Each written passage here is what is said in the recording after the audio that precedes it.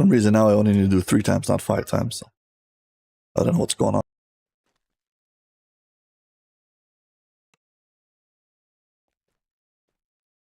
Welcome everyone on Twitch. We're trying to solo Von 5. And you're watching the painful process of trying to figure everything out. We got to get a setup that'll work consistently without moving.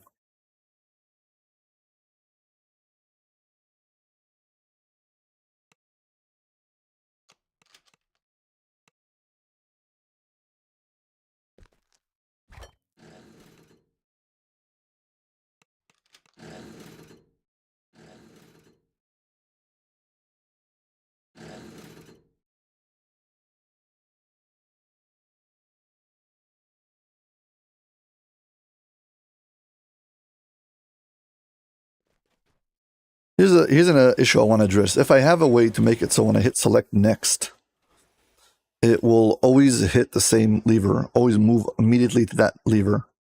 Save me a lot of headache.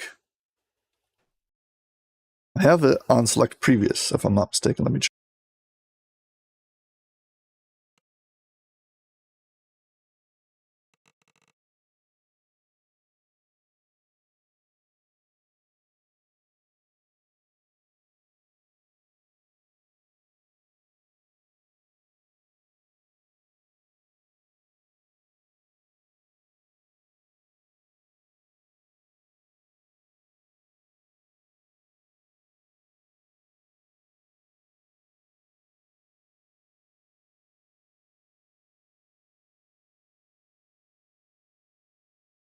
Well, I can do select previous, and maybe that way I can preload which ones I want to be selected. And that way I can force it to always go back to the one that I selected before. I don't know.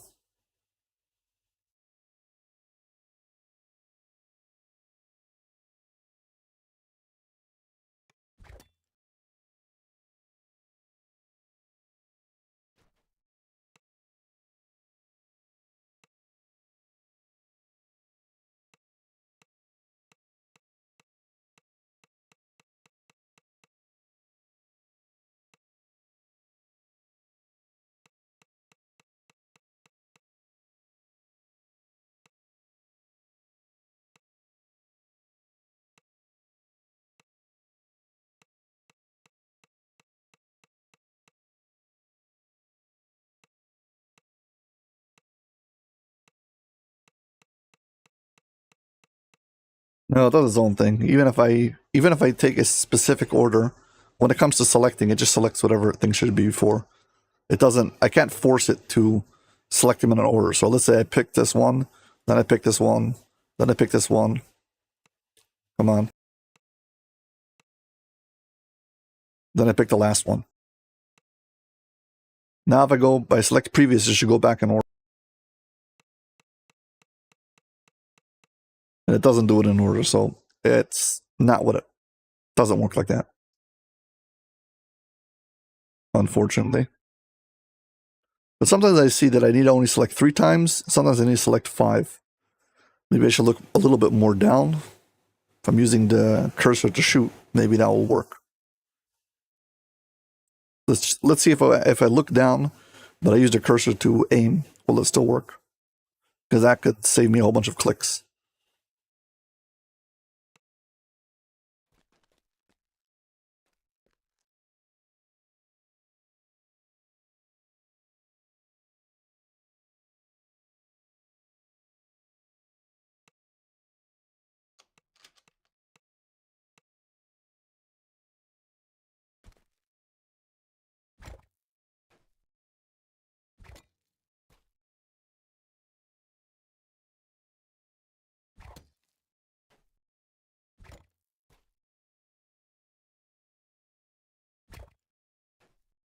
As long as that rune stays in my peripheral view, it won't allow me to target the top.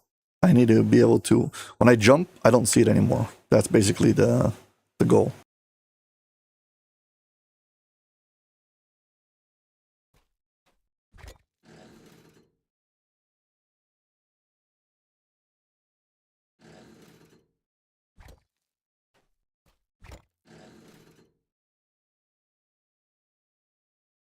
Well, I don't have to totally not see it as long as I'm, I don't know, slight bit straighter up. Let's try.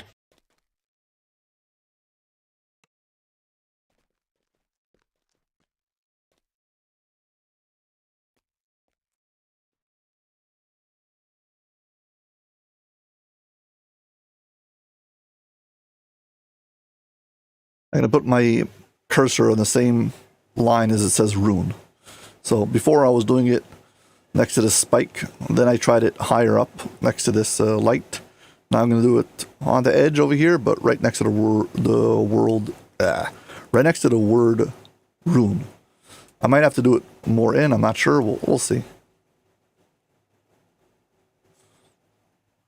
Let's make it really consistent. I'm going to put it right on the e of the word rune. Let's see what happens, and we'll take it from there.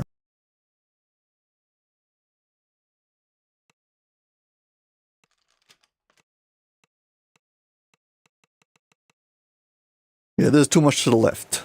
And because it's too much to the left, it never actually selects the wisdom rune all the way at the end over there. So, not good. We have to turn it more to the right.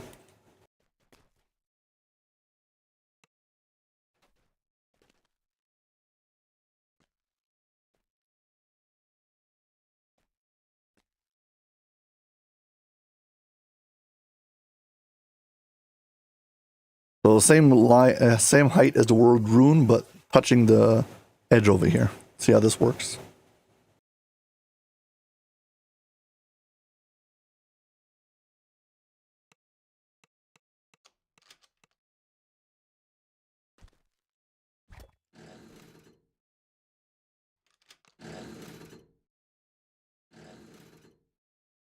I think that worked pretty good. I just didn't count how many times I need to do. I think I needed to do 5. 5's okay.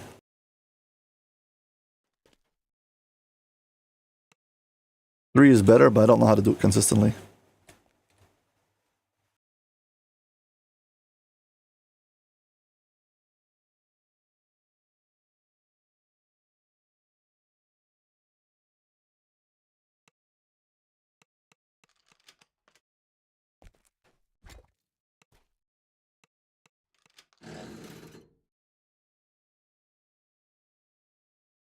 Yeah, I think that worked. 1, then 5, then 3. When I'm saying 1, 5, and 3, I'm talking about how many times you have to do select next target. So if you look at my on the keyboard, the number 5 is the one I'm using to select next target. So at the beginning, I'll use it once to select the rune right next to me. Then I'll do select 5 to get to the rune all the way to the other side for the pet to pull. Then I'll do select 3. Once I've activated this one, I'm in the middle of activating, I'll select 3 so my pet activates the rune on the other side.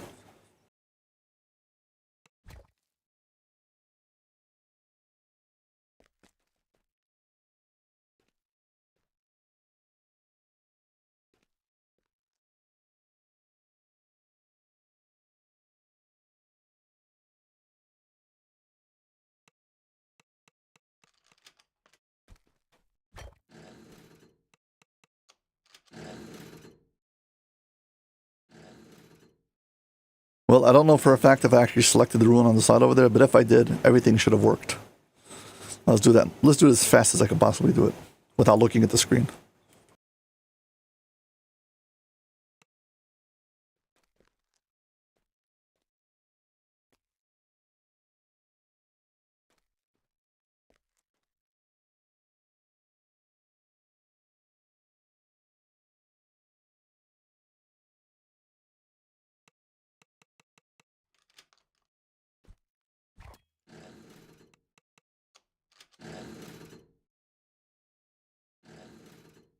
I think I had all 3 on my side lit. I'm not sure, but I think so.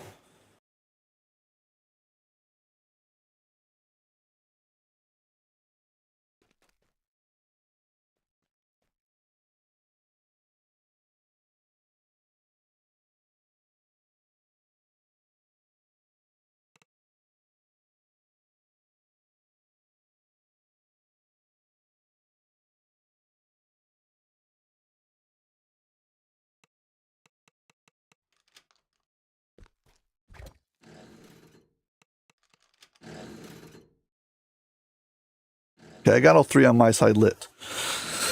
The only problem I have is I think that if I'm activating, if the pet is doing his last, I'm not sure if I have enough time to do it.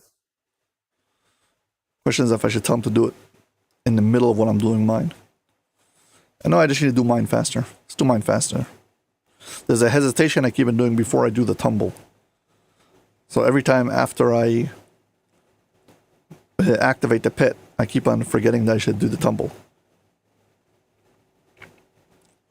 Truth is, I should be able to tumble. Let's see.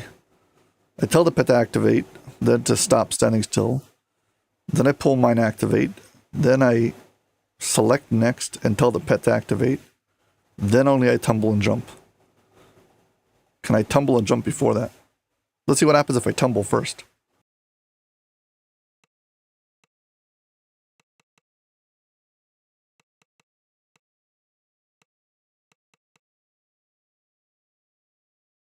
Let's see what happens if I tumble first, if it's faster or not.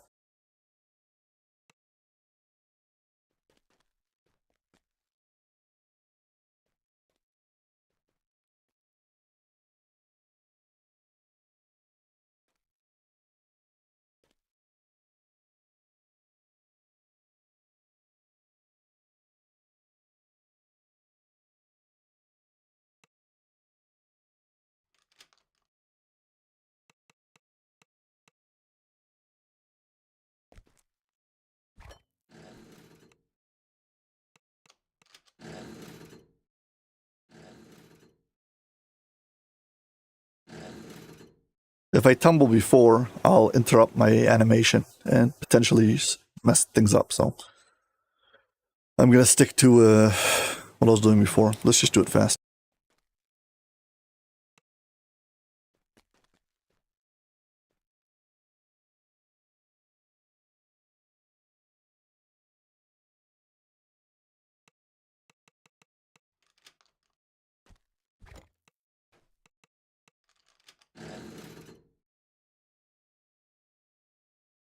Okay, getting there. I want to be able to see if I can get all three on my side lit at the same time. Um, but I need to have enough time to spare for the last one. I need to already get to the activation of that one while I'm in the middle of pulling my own.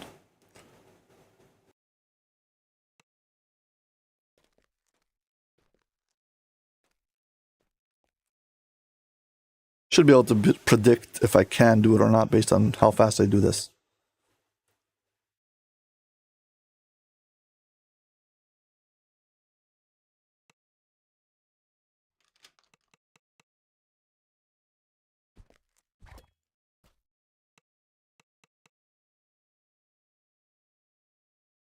This is where having set up a set of macros would be very convenient.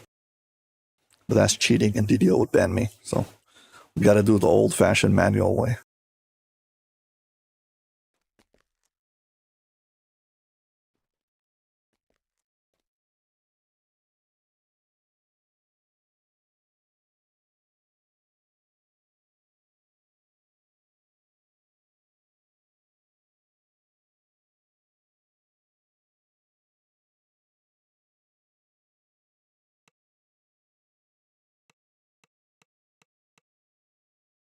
I accidentally clicked on that thing.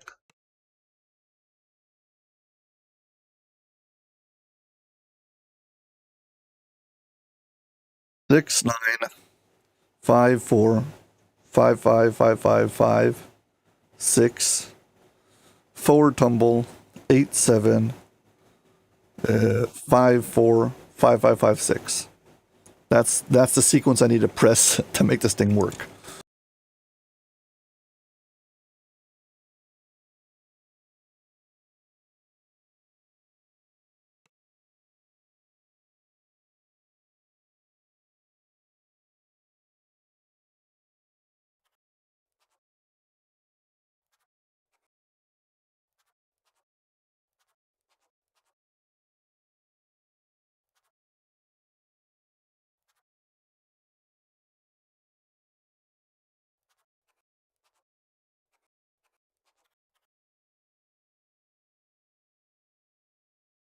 Yeah, I just typed in chat.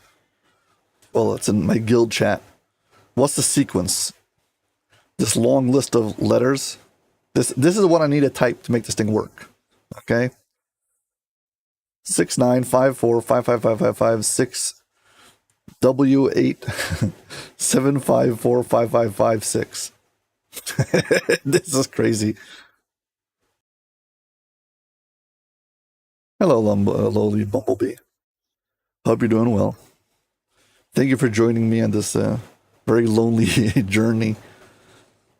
Not many people up this time. But yeah. So all I need to do is press this small, meager, short sequence of keys, and magically I'll get both doors open. Not a big deal.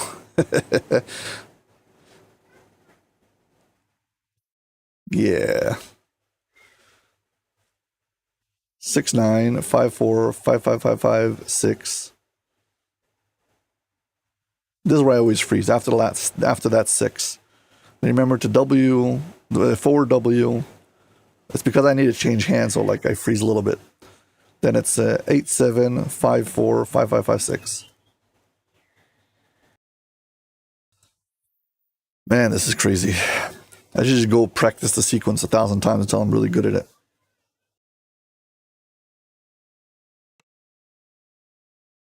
Eventually, I will be good at it. I haven't proven yet that it works. And that's the worst part about this whole thing. If I knew for a fact that this would work, so then it's like, okay, so this is what I'm practicing, and I'll be able to solo Von 5 from here on. But no guarantees that it's actually going to work, so we just hope it's going to work. We assume that there potentially should make it work. So yeah, this is our sequence now. I have pre-selected the target level on the right side, and my pet's going to be there. He'll be standing up top next to the lever. And then we're going to go through the sequence that I've put in my guild chat. So 6-9, these are all numpad keys. So 6954555556 forward tumble 87545556. Those are the numbers I need to press to make the sequence work. And if I do it fast enough, hopefully all the doors, all the targets should be pulled at the same time.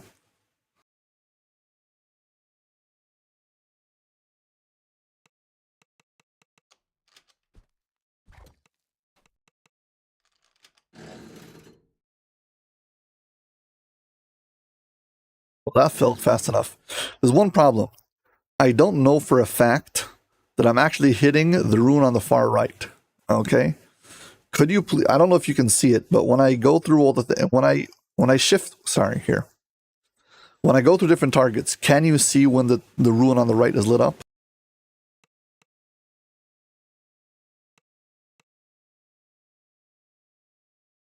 Right now the rune on the right is lit up. Can you see that on stream? Because I need your help to know if I'm actually seeing it, because I'm not looking at the screen while I'm doing this. I'm too focused on looking at the keyboard because I've got way too many inputs I have to put in very, very fast. Can you see the rune all the way on the far right lit up? And if so, I need to be able to know that if I'm going fast enough through all the keys, that I've actually selected it and activated it, told the pet to use it.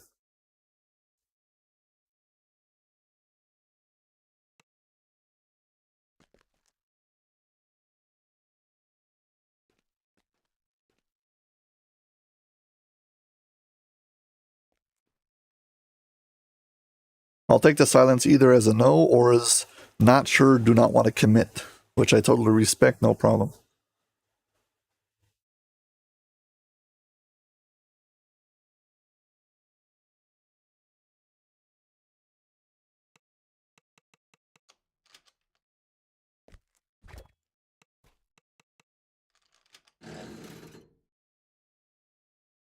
Yeah, my main problem seems to be that after I hit that number 6, I freeze rather than moving forward and doing the tumble right away.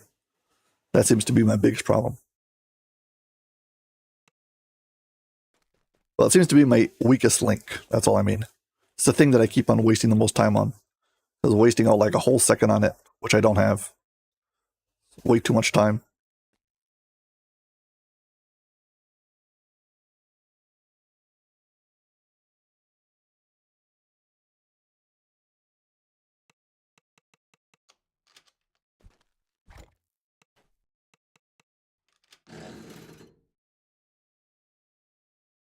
I don't think I hit the top lever.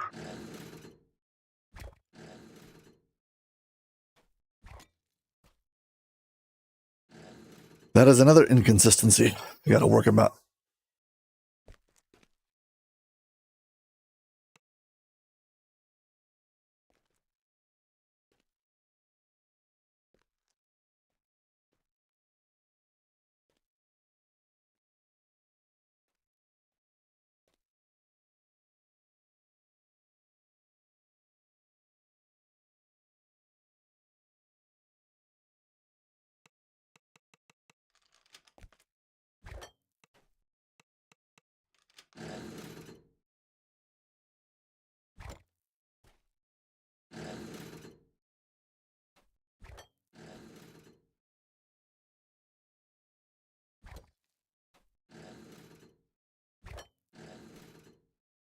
I think I need to keep the cursor closer to the head of my character because it wasn't hitting the target, but I don't know why.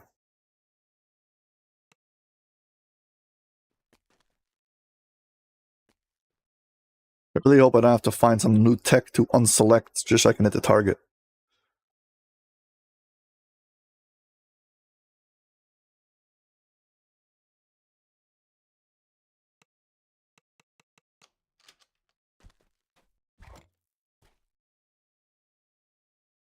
Not working.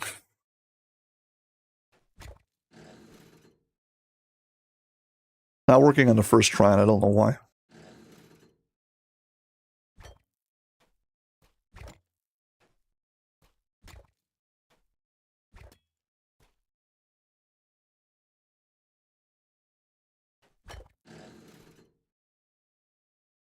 Let's try a different throwing weapon.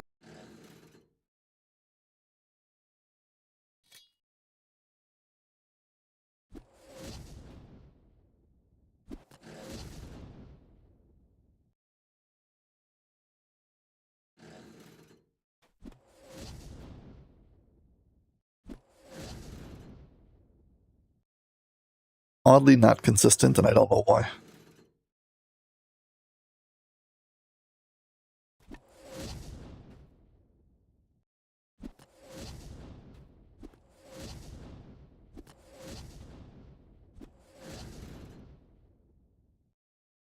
We cannot have that. We have to have it so it's super consistent.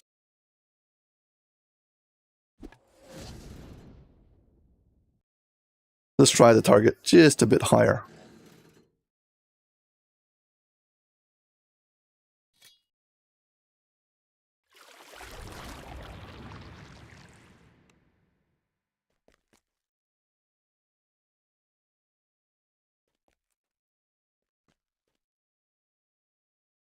Yeah, so previously we had it like on the same level as the word rune. Now let's have it just a bit above it. Let's see what happens now.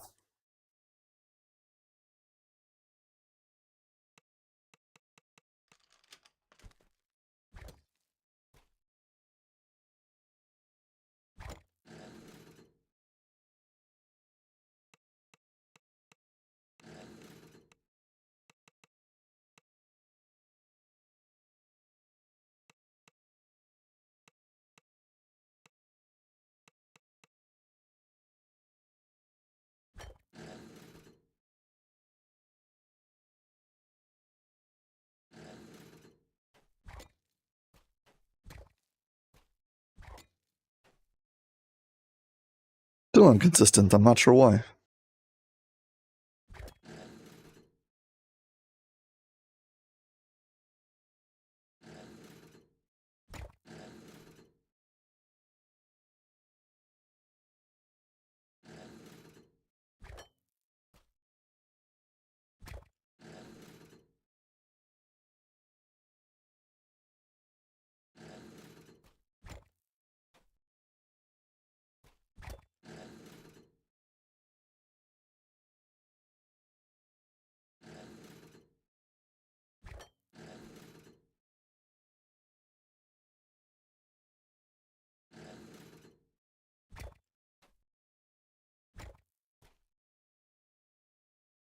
This is bad because if I can't get it to consistently hit, so we're gonna have like if only hits every like third time, so then I'm gonna be doing this multiple times. I need it to be like basically 9 out of 10 times to hit.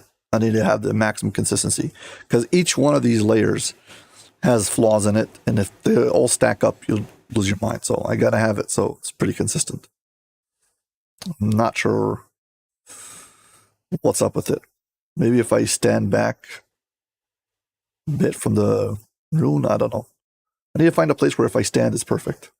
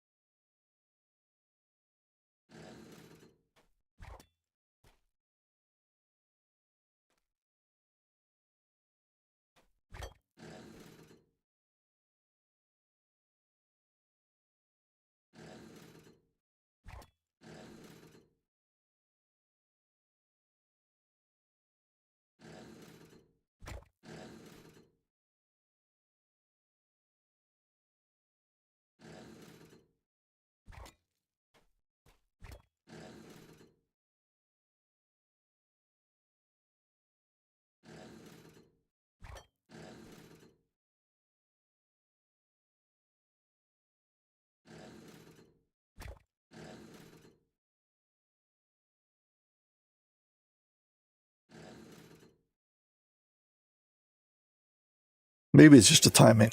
Gotta have like a perfect timing. If I can time it perfectly, it'd be better, but I don't know. Because here's the thing, there's only certain distance I can stand away from this rune and activate it.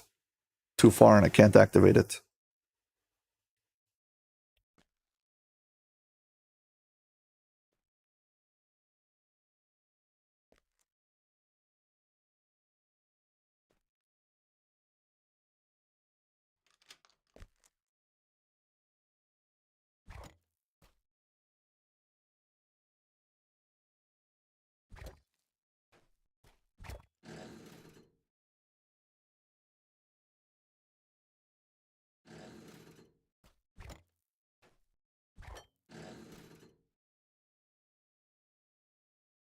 Maybe the problem is I'm standing too close to the wall, so if I start in this setup, so then I end up like touching the wall here, maybe I need to stand I'm a little bit farther away. So if I start to set up by standing on this bump over here, maybe it's better. I can hit this.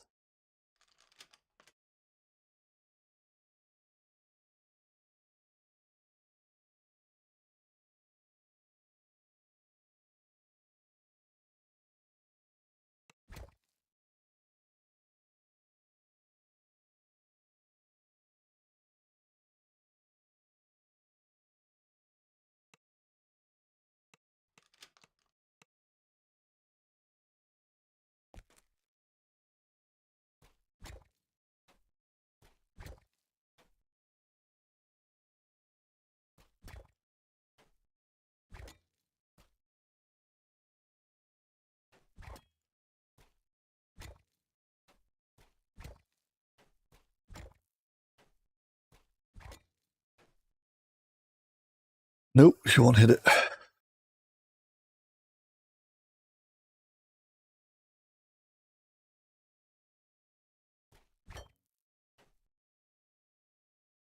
Changed angle a bit.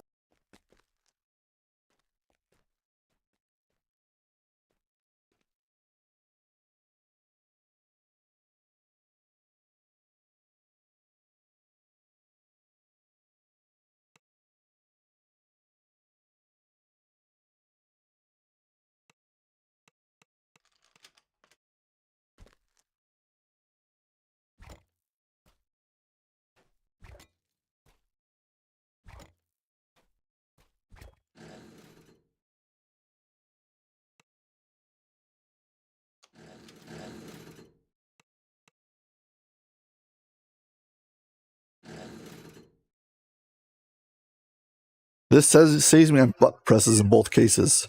It's 4 than 2, so if I can get this to work, this would be better. But the problem is, this doesn't help me with the consistency with hitting the top lever.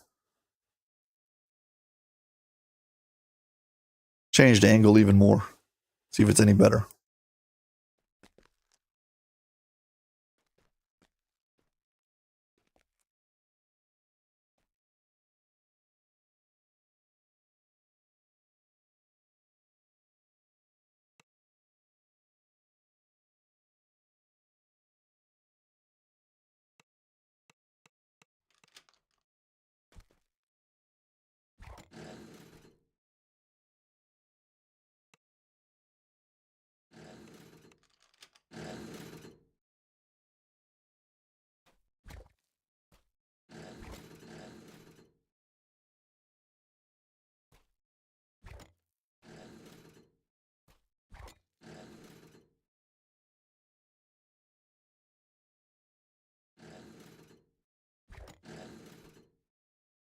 I think we got a winner.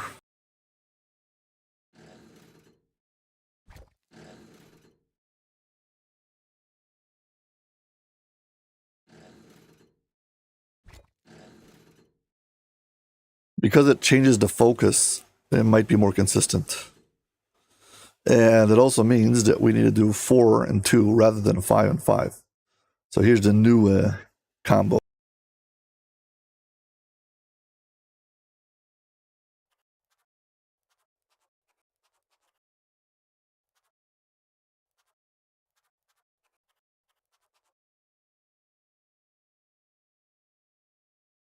So the new combo should be 6 9 5 4 5 5 5 5 6. Tumble forward 8 7 5 4 5 5 6. Simple. All we need to do is just do this combo, and yeah, hopefully we should be able to hit the target.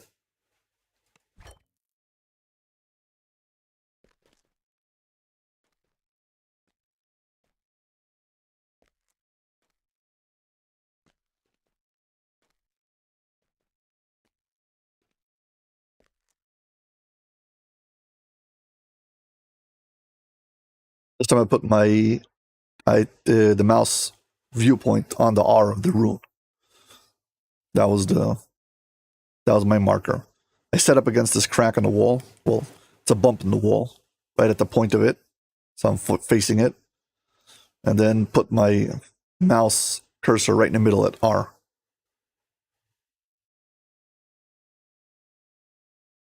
Then I put the mouse, just place it unlocked above my head like this.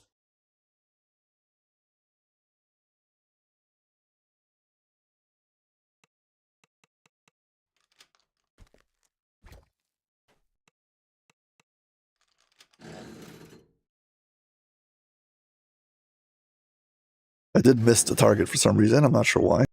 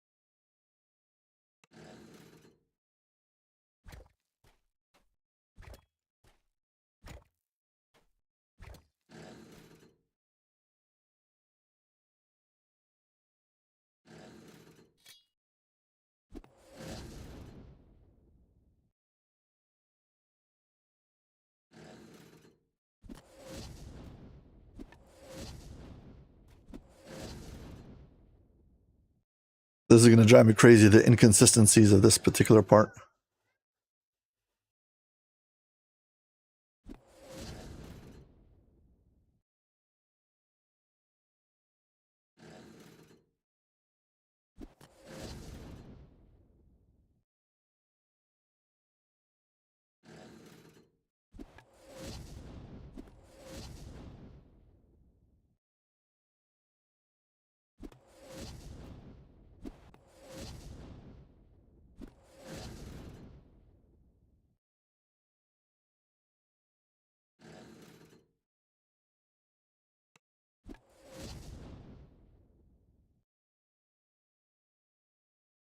there a button to deselect something?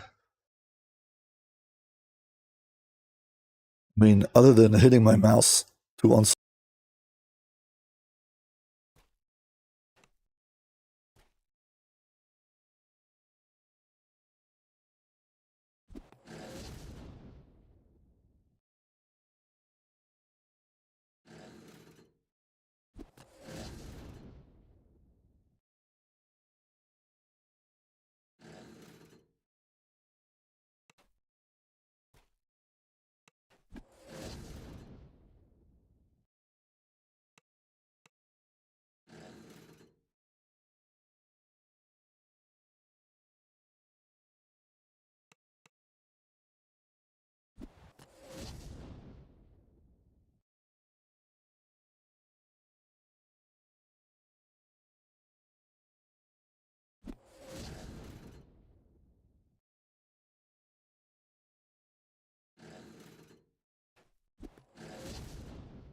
You're wondering what I'm doing now? I'm trying to make a consistent hit on this top rune. Figure out where I need to put the mouse on the screen so it always hits it, or at least 9 out of 10.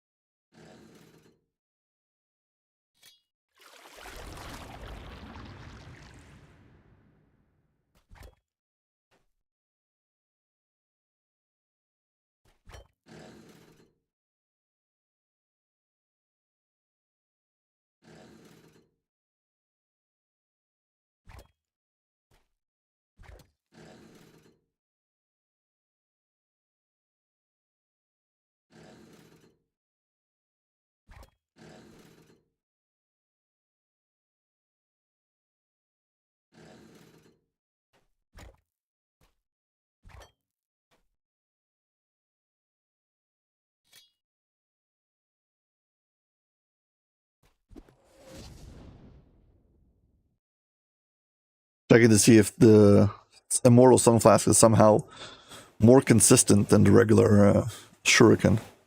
Doesn't seem to be so. Now, I might consider zooming into my character. This might change some things. I don't know for better or for worse.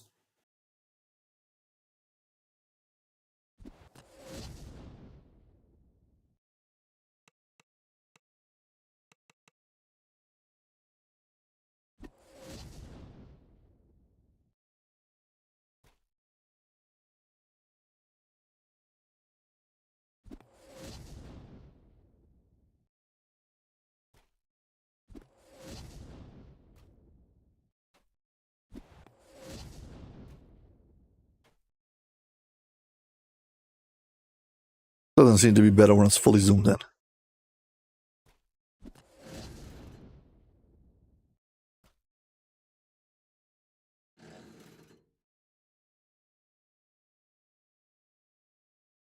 Turn off the wings so you can actually see the screen.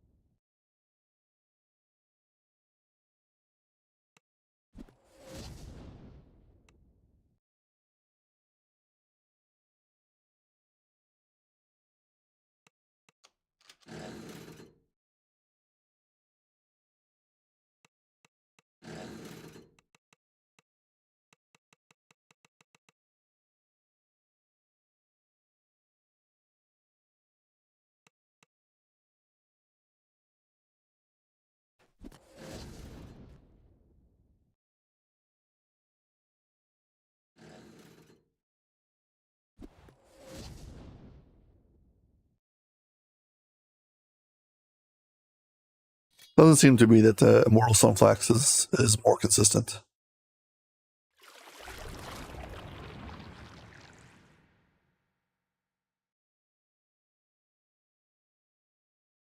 I just want to confirm, make sure that I've got my maximum jump of 40. No, I'm not jumping too low or something like that. So we're fine.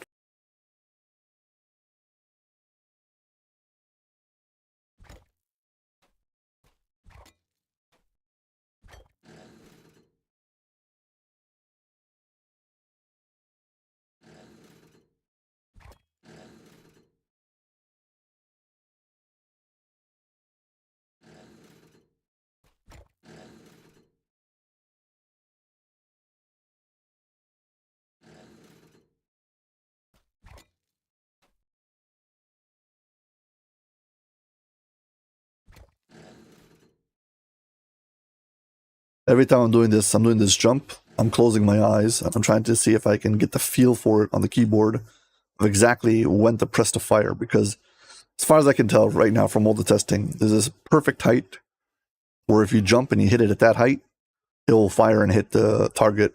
And if it's a little bit too slow or too fast, you'll miss. Basically, that's what I've got so far. Seems to be the most important factor of this.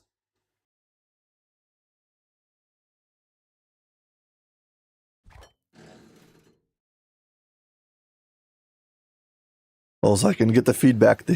I can hear the click and see if it worked or not.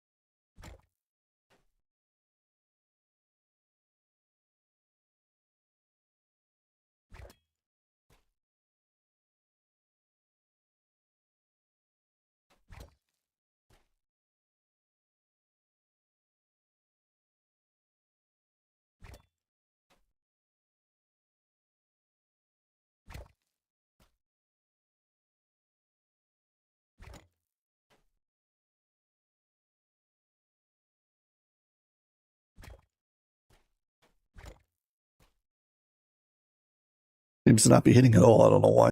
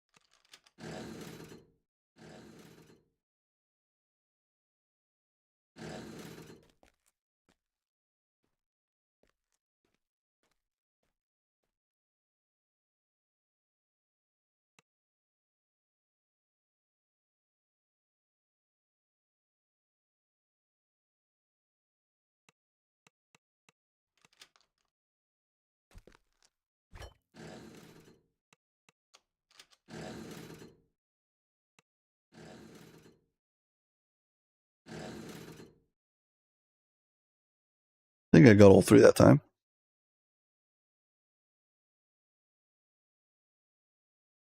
Not sure about the other side though. I need to confirm again.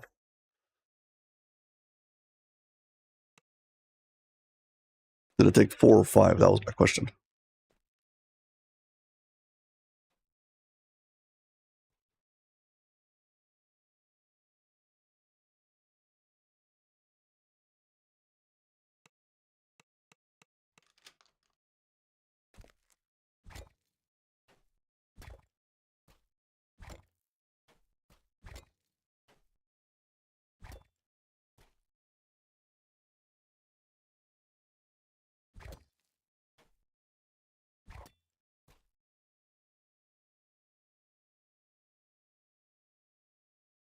Targeting something. I'm not sure what's the problem. Sometimes I seem to be able to get it. Sometimes I just can't.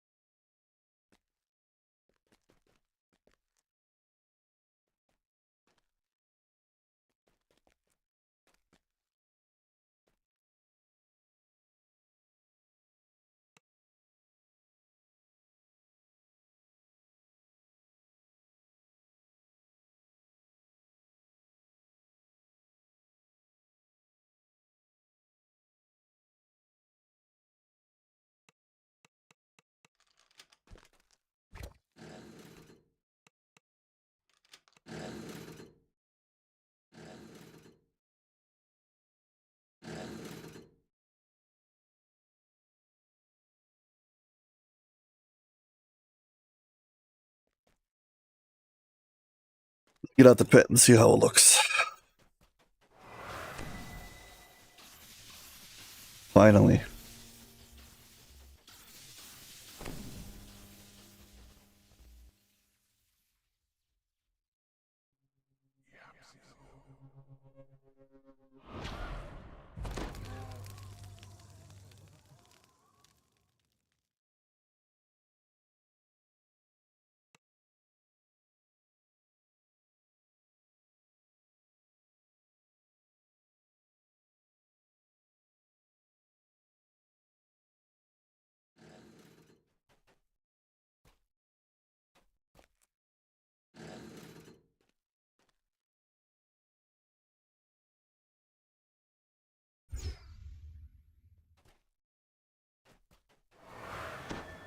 Okay, let's see how this looks.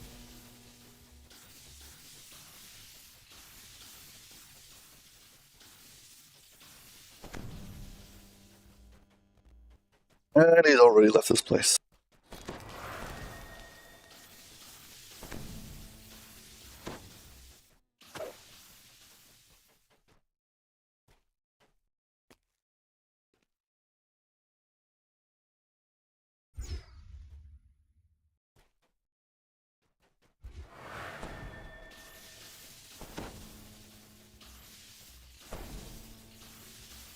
I hope he doesn't move. And he jumped down again. Oh my god.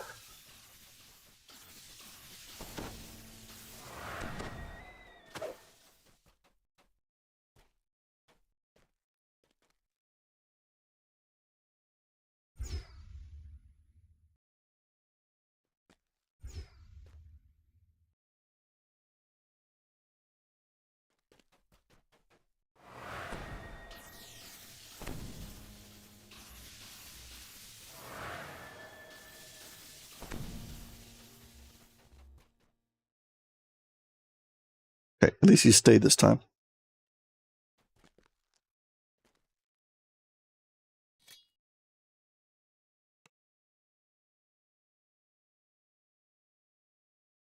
Let's just send it. What could possibly go wrong? Ha ha ha.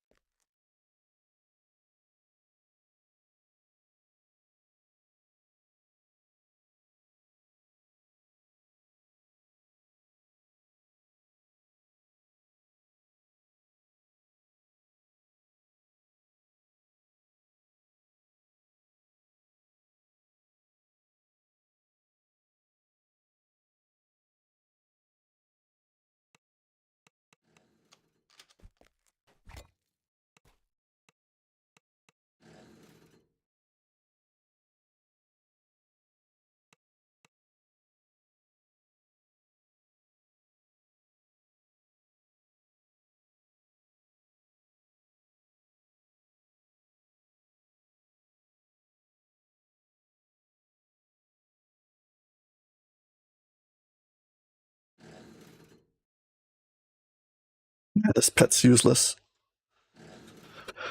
Oh my gosh.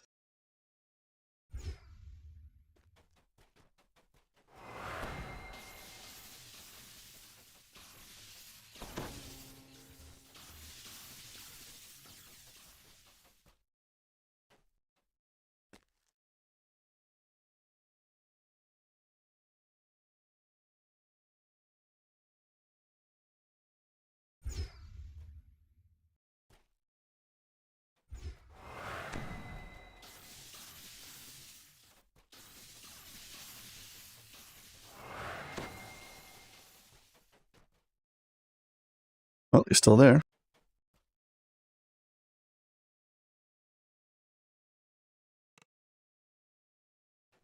This is why I wanted to have the consistency on the firing down, because if the pet's going to be inconsistent and I'm going to have the firing part inconsistent, so it's now just luck. I don't want to have to do that.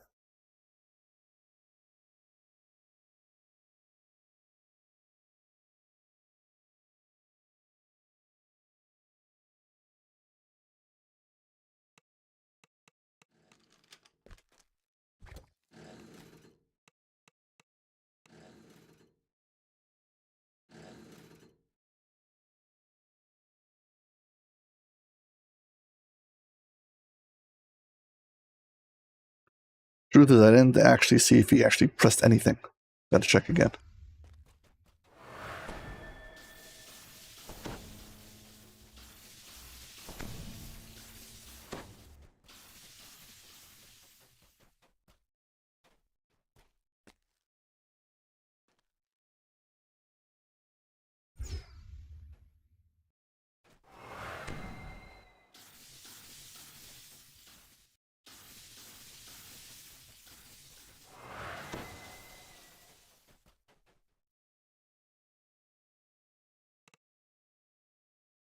I'm going to actually look at what's happening on the screen and see if the pet actually is participating in all the stuff that I want him to do.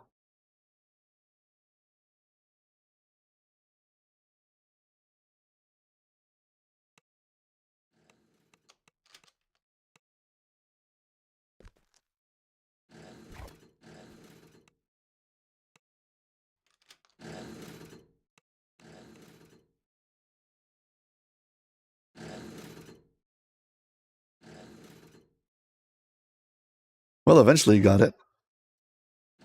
So this time we got all the 6 levers, eventually.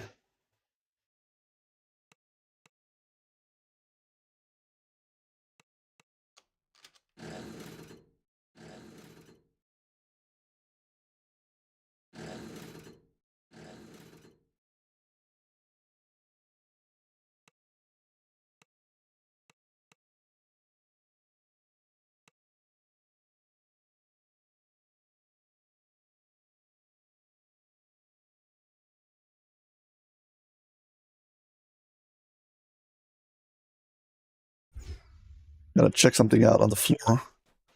Because if you look at the floor over here, it gets a bit lower and you get stuck when you run up to it. Over here, it's smooth. You can walk up the stairs, no problem. But this part over here, you can get stuck here. I want to see if this has any effect on the pet. Maybe I should change sides of the pet. Setup should be the same.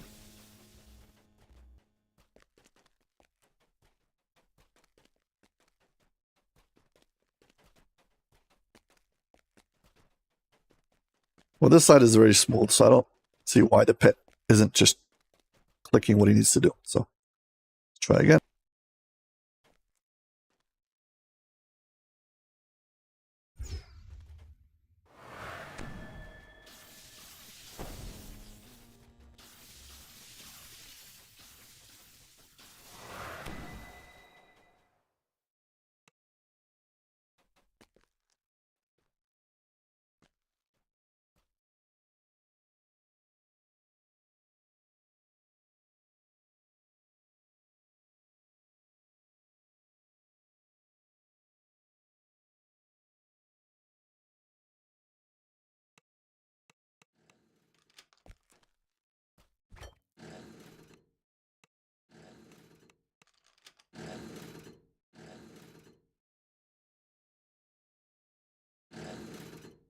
Yeah, the Hireling's brain dead. I don't know what's wrong with him. I tell him to activate things, he just doesn't do anything.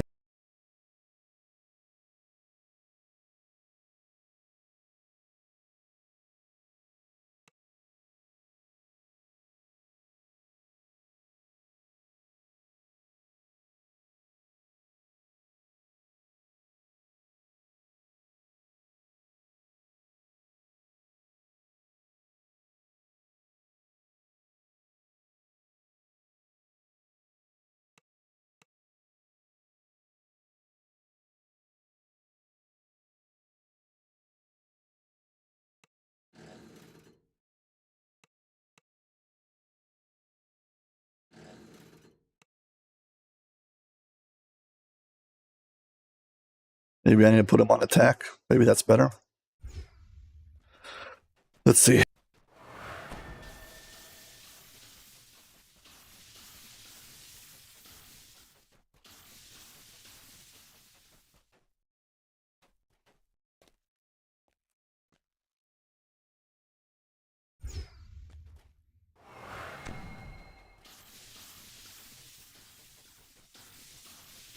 Main reason why I put the pet on that side is because it's easier to climb up to that side. It's easier to stand there. This side seems to be a bit trickier. I mean, you can do both, but I don't know. Either this rune is super slippery, or you hit the ceiling. I don't know. I know I said it's easier, and then it's easier on that side than in my first try. I got it over here, but it's really not that easy on this side. Then again, I do it.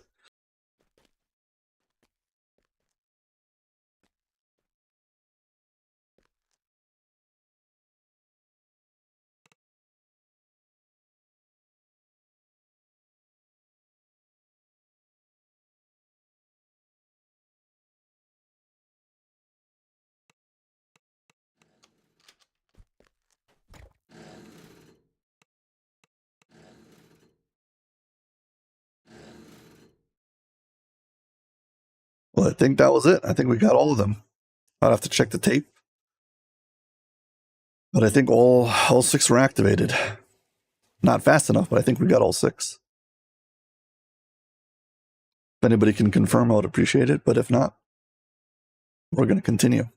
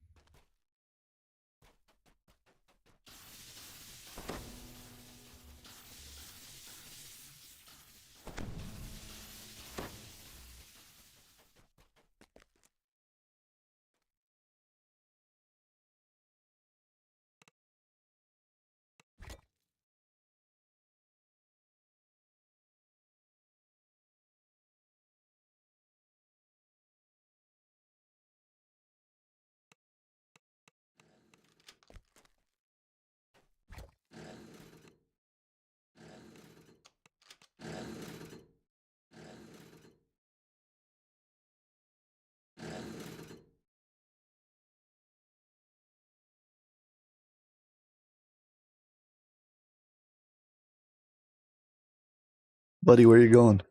Why are you standing there?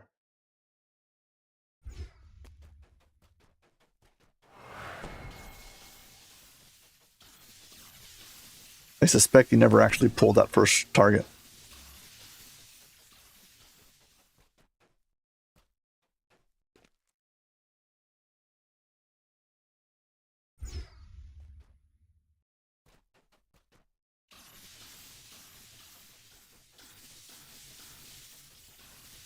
If this method works, there'll be two main advantages to it.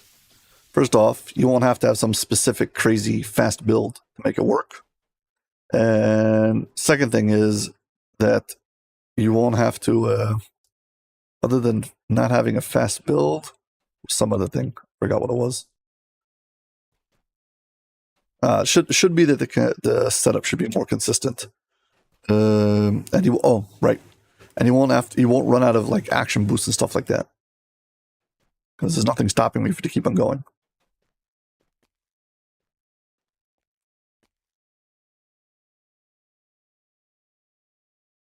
There's also a problem because I can just stand here all day and that's not good.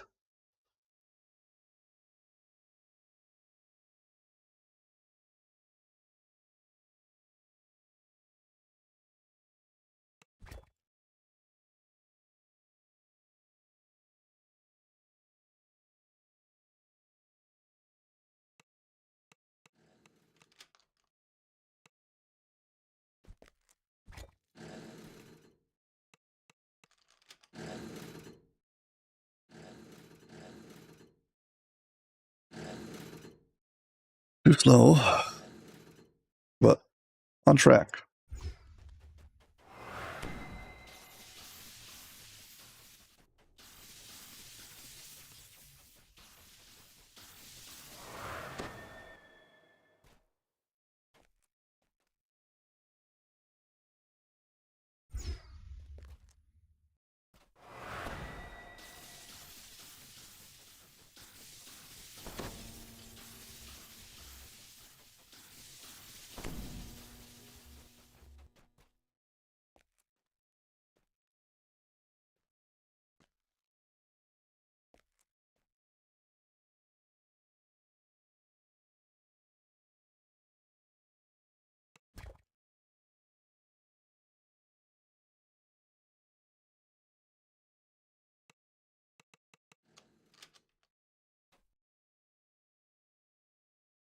That one was on me. I froze.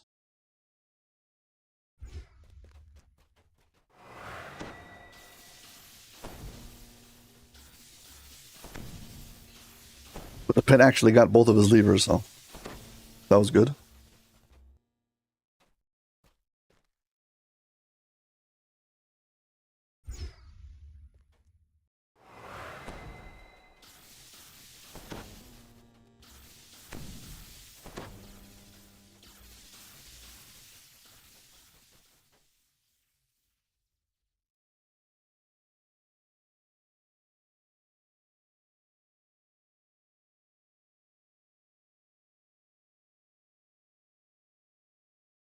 Could change my epic destinies to make it so I go faster. Save time when I keep on resetting. Next time. Oh, actually, you know what? Could be good now. How fast am I actually? Stats plus movement 167. Okay.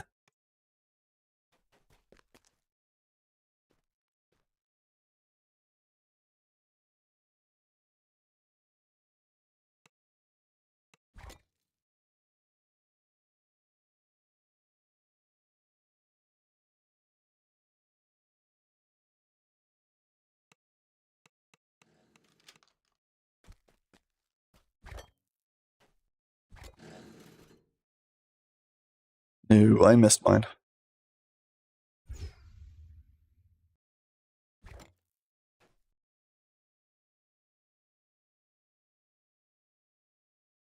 Apparently this setup is not very good.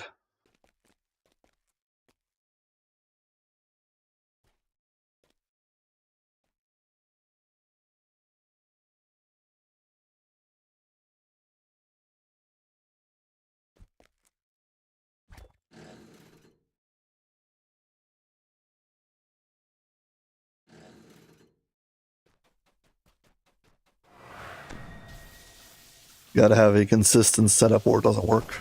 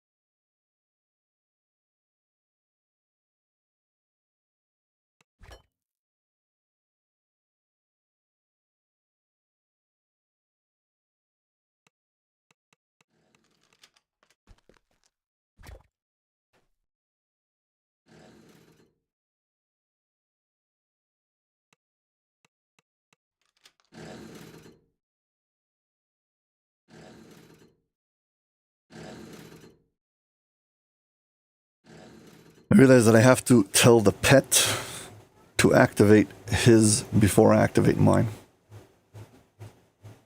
Because the amount of time that the pet wastes is more than the amount of time that I waste, so. Gotta change the order.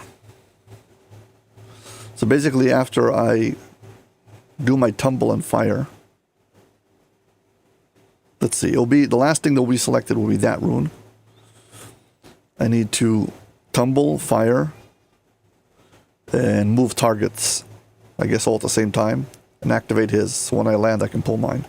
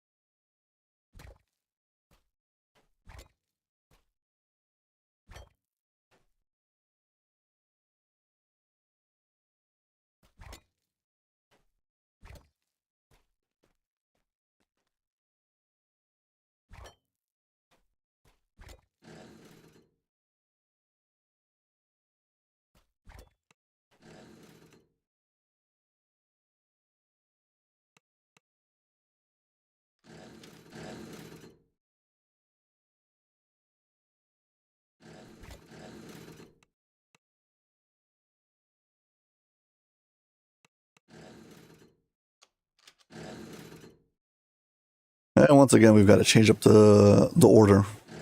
So basically, it has to be that, let's see, come in for a tumble.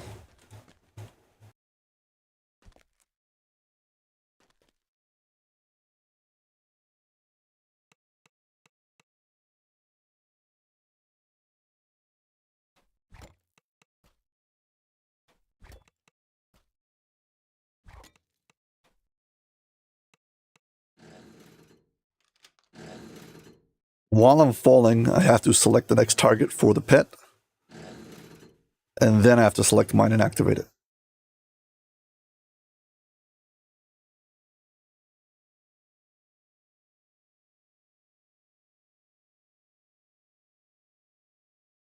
Let's see if we can get that.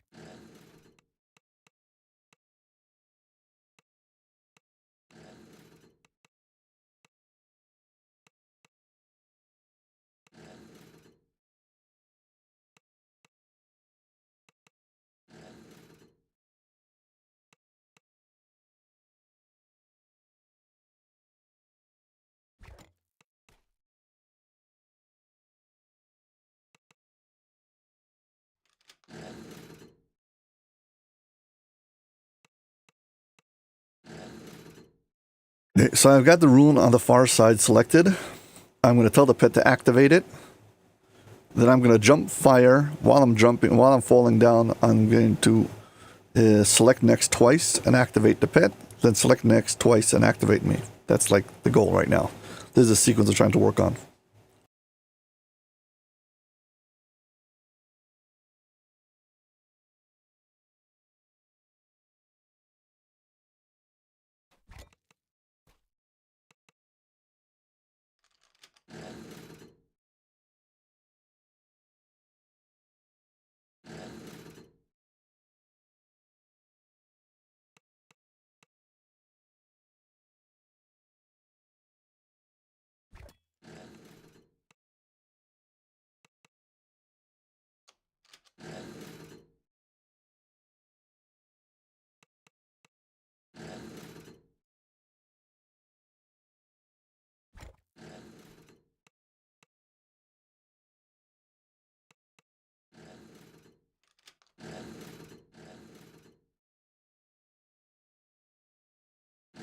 It's nearly 2 hours on this. Give it a few shots and I think I'm going to call it. Because I can tell that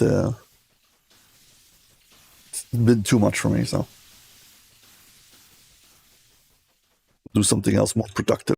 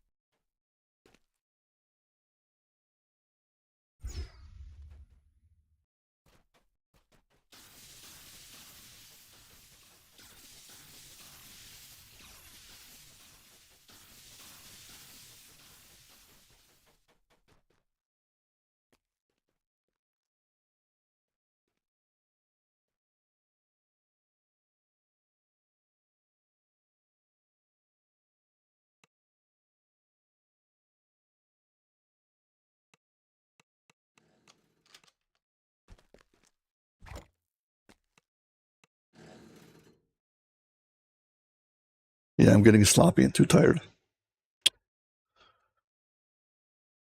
Let's do something better.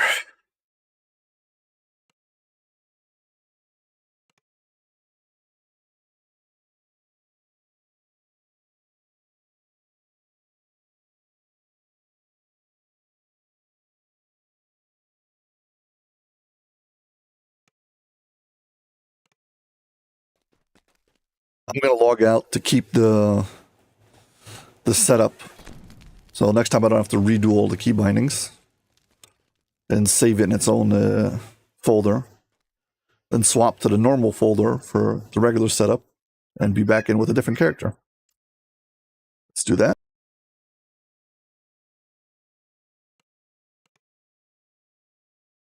Yeah, so basically the way the game works is when you load in the game, it loads in default settings for your key mappings. Then you can play around with whatever you want. It saves it in memory. And when you log out, it dumps it into a file that saves it. Okay? It only gets saved into the file when you log out.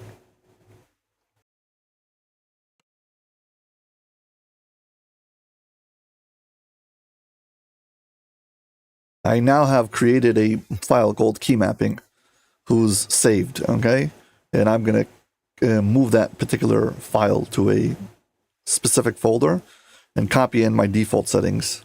So when it reloads the game, we'll reload the default settings.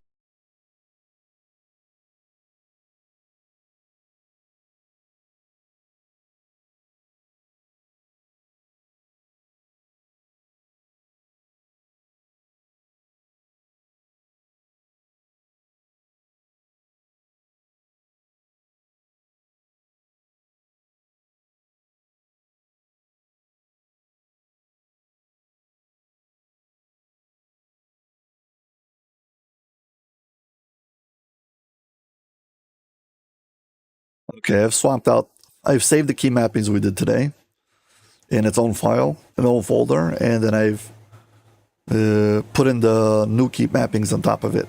So it's my default key mappings on top of it. Now we log back into the game. Hopefully.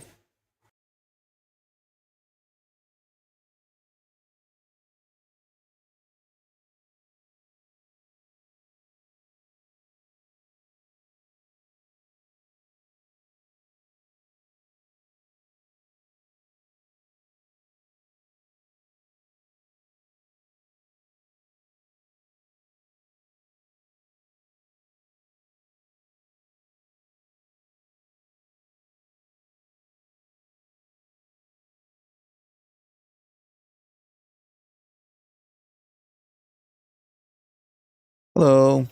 Hi, Slughead. Good morning. Good to see you. Yeah, just spent 2 hours of trying to solo Von 5 using a new method. And now I need a break. Let's get back to getting into normal stuff.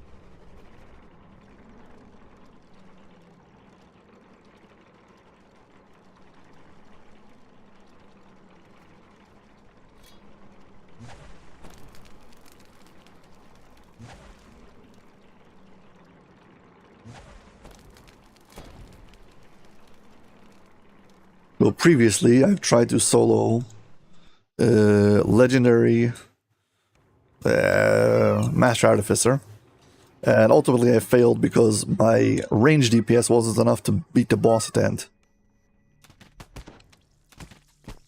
So I've invested a bit to do the best I possibly can to get more range DPS, not like completely altering the build. So for that, I basically took some points in Inquisitive. I'm using a heavy crossbow, and I got myself rapid shot. That's basically all the preparations I've done. And let's hope it's good enough.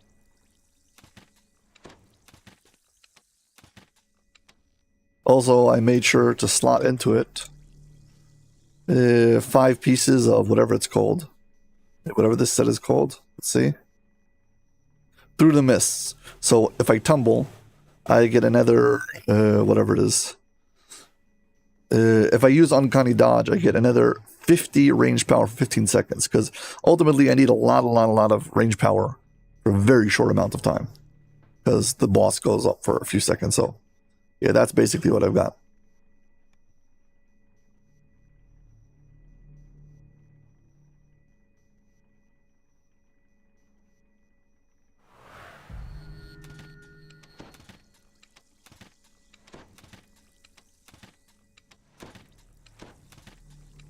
Go downstairs and have some fun.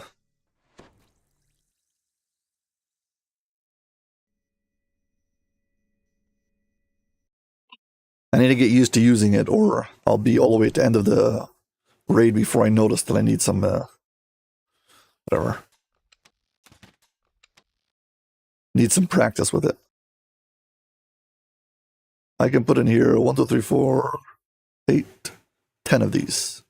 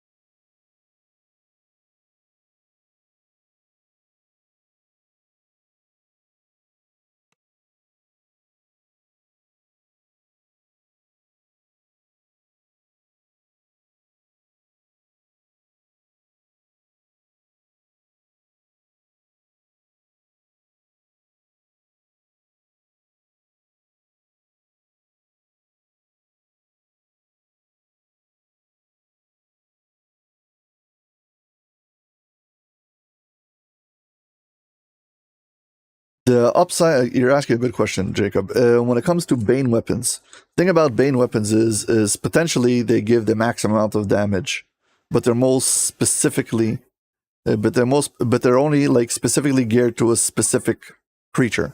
So if fighting against an animal, so I can do, let's say, 1d6 fire, or I can do 1d8 Bane. So technically the Bane is better. But if I try to fight now, I don't know, a devil, so suddenly the Bane weapon is suddenly useless. So it has that's its up and down. Okay, a lot of creatures are also resistant to typical elementals, and Bane, well, always resistant to that. So if you can get the specific Bane on specific things, it will be good. That's just Bane in general. Now, Barbarian has an ability to use Bane that just it automatically updates itself to be Bane versus whatever that thing is. So no matter what you're doing, you're always doing the best version. So you'll always hit. So when it comes to potentially peak, it's not the potentially to be the best. You could maybe find a case where something is the best, but it will cover the most scenarios. So Bane from Barbarian covers the most scenarios, but if it's just like, I don't know, Animal Bane or something like that, I wouldn't recommend it because you're going to be swapping all the time. That's like, comes to Bane. I hope I have answered your question. As best as I can understand it.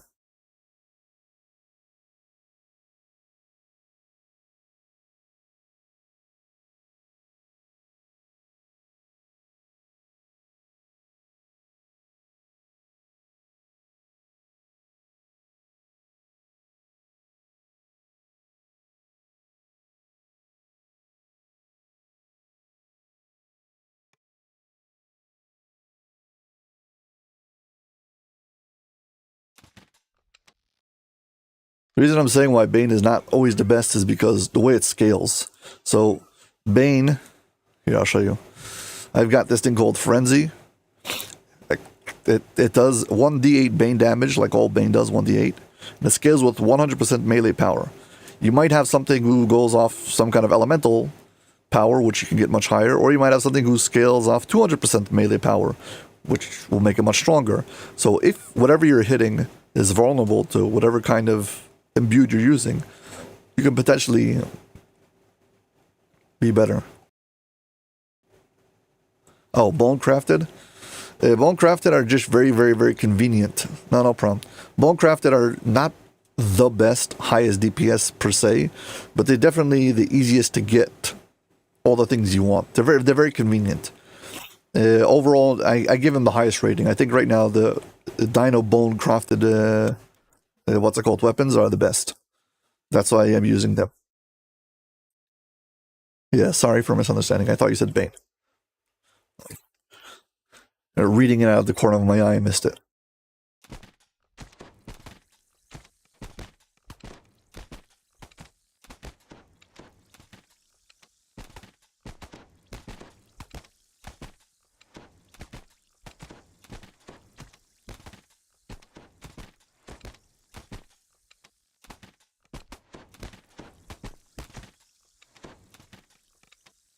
Let's kill all this stuff at least once, and then we'll take it from here.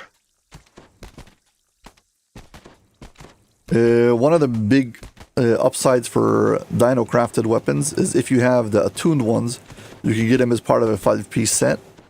But I don't really have high opinions about the 5-piece set.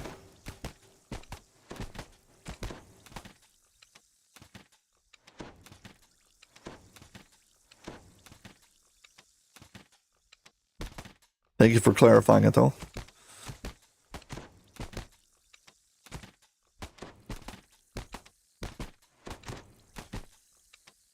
Okay, I found out with these training dummies, once you kill them once, they now take double damage. So to get everything even, I've killed each one of them at least once. And now let's try to knock them all down while using haste boost and uncanny dodge. Let's see how fast it goes.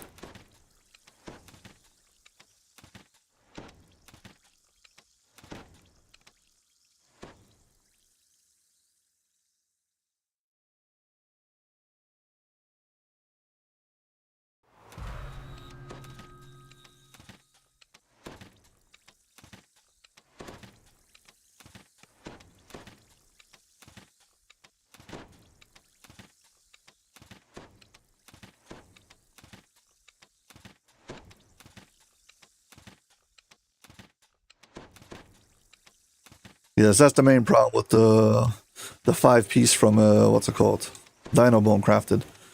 There's a lot of times you feel like you're just wasting pieces to get a set bonus. It's probably better if you're using two-handed weapons. No, sorry, not two-handed. Two-weapon fighting or sword and shield.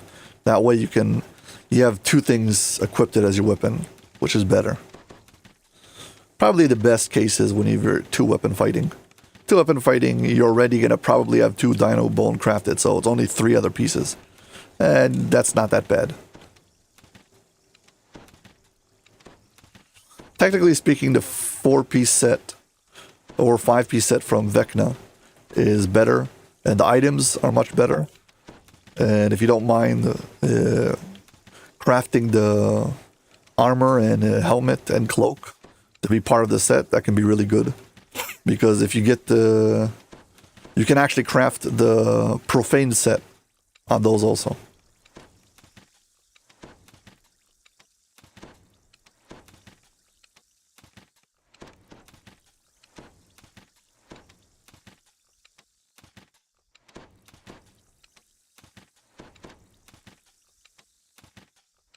Well, I'm definitely doing more damage now than I was doing before with my silly, what's it called?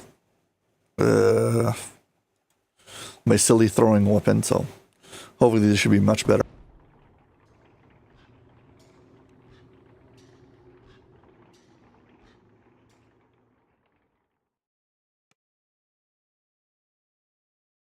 So I guess we're about ready to give it a real attempt when I actually have a chance of beating the beating the boss.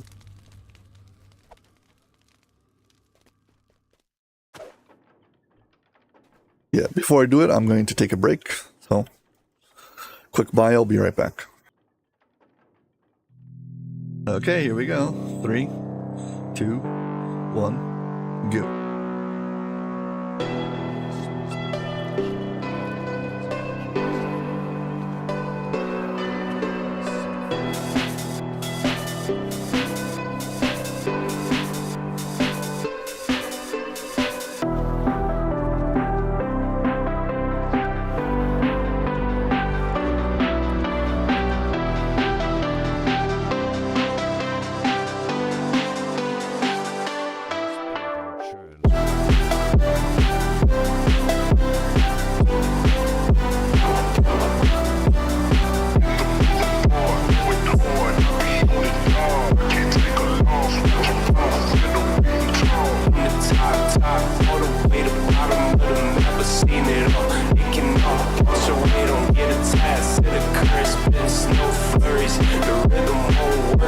you fall behind, I'll be home until you hurry.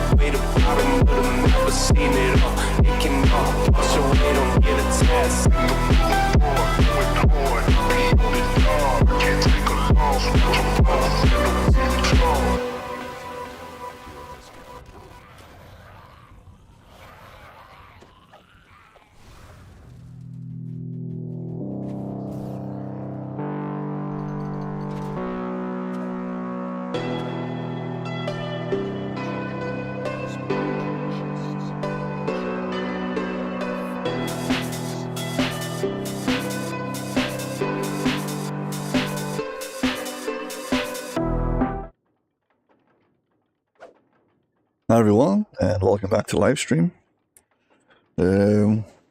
Why previously I've attempted to solo Legendary Master Artificer, and ultimately I failed at the end because I didn't have enough ranged DPS to beat the boss.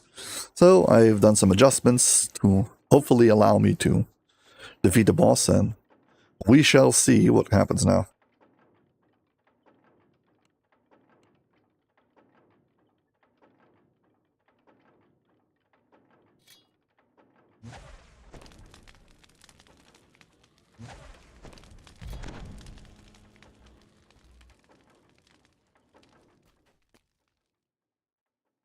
Okay, do we have everything set up?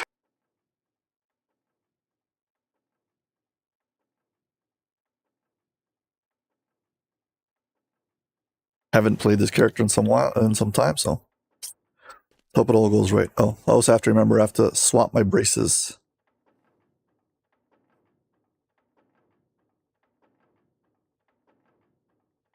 Before facing off against the boss, I must swap braces. Maybe somebody remind me.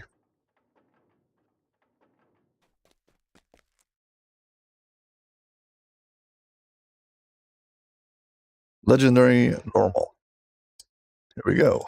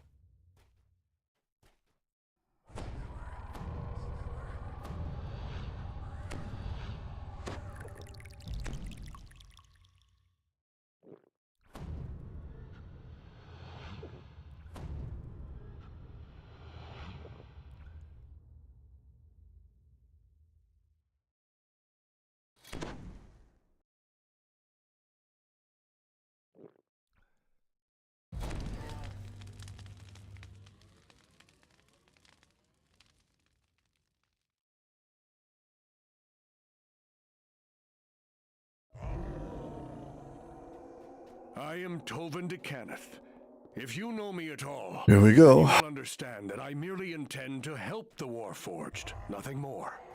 Please leave my workshop now. If you do not, well, Thank you very much. consequences. This time I actually made sure to bring like all of my hoarded MRR and PRR potions and melee power and range power. Like, what's the point of not using them? This is for this.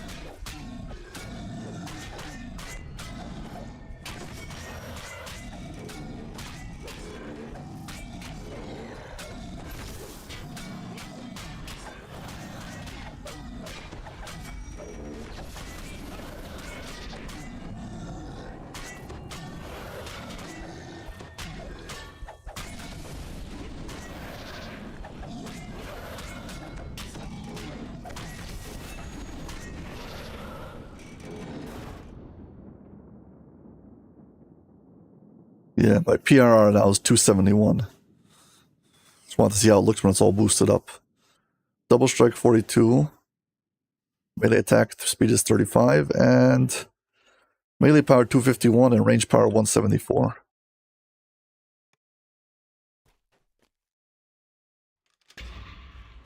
They're not great numbers, but they're Poor guards. manageable. How you are quick to kill the ones I've saved from their misery. No doubt your minds have been poisoned by Chana's lies. Still, you should be careful about the choices you make. I am not a man to be trifled with.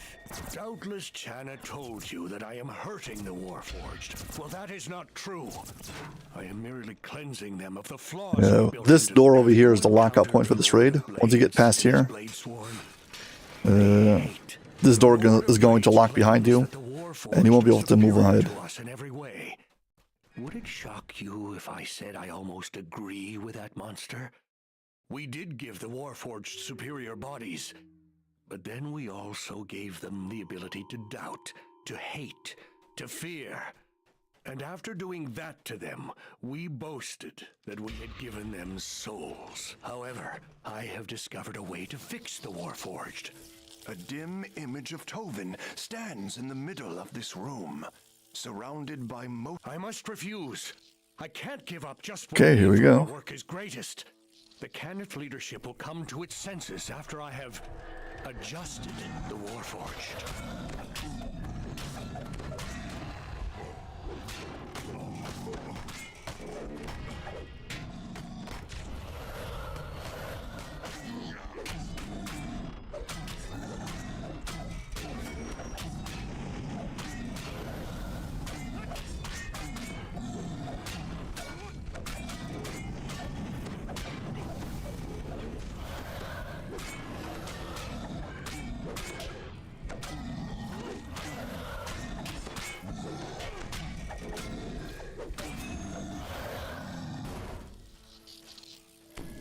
Here we get a key that we can use to open up the optional section.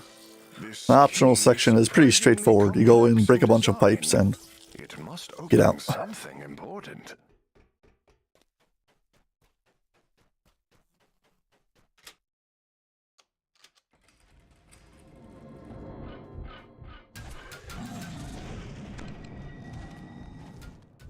see if I can all gather them together.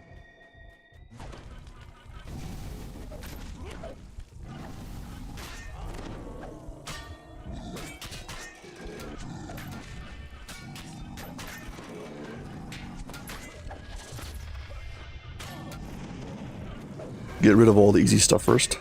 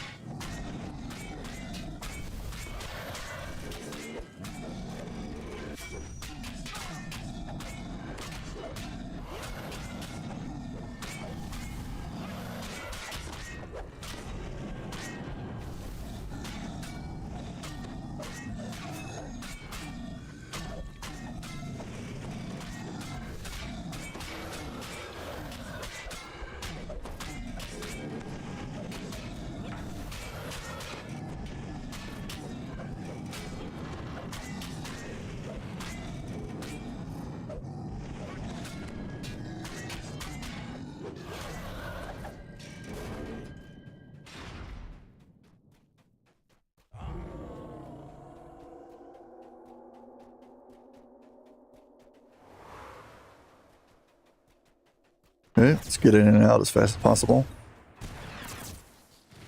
Corroded piping and elaborate artificer mechanisms line this crawl space. It's a safe bet that if you start smashing things here, you'll do serious damage to Tovin's device above. The piping looks particularly weak.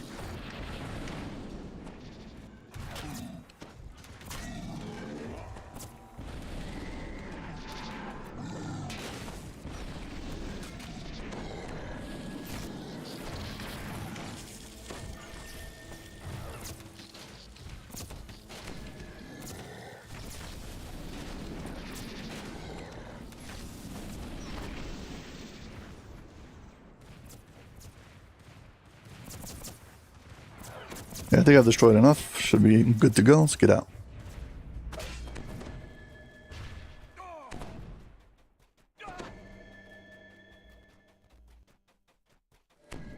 Well, so far so good. Stay on track.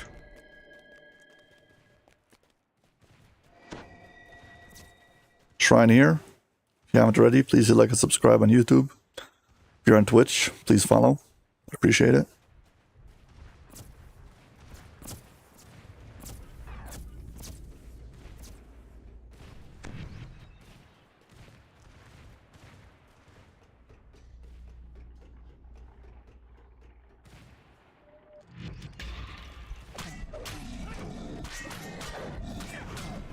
Might as well use my action boost. I'm going to rest anyways.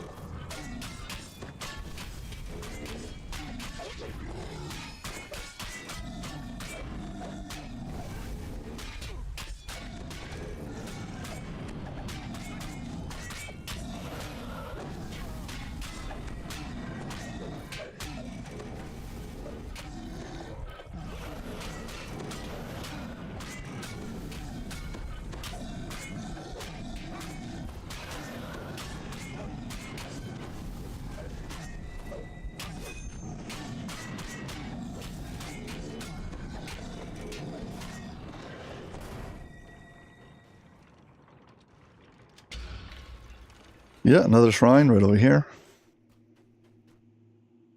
There's also a crafting device over here, but there's easier ways to get to this crafting device.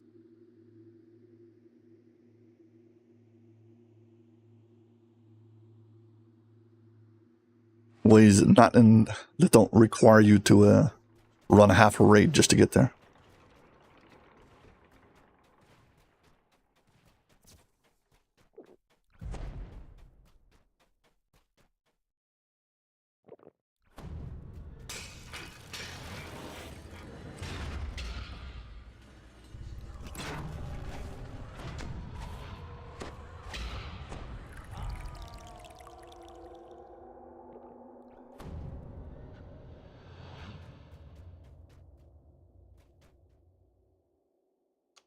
Let the fight begin. Welcome to my personal testing facility.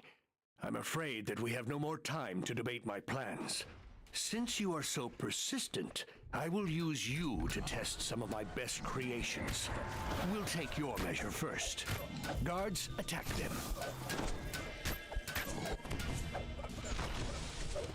Time is of the essence because I don't have that many rage charges and I would like it to last the whole time, so hurry up.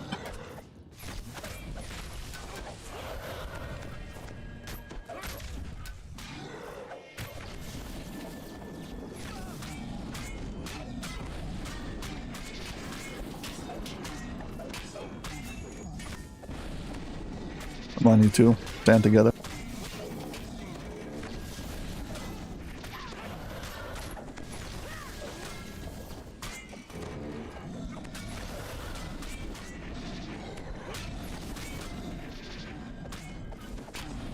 Okay, much better.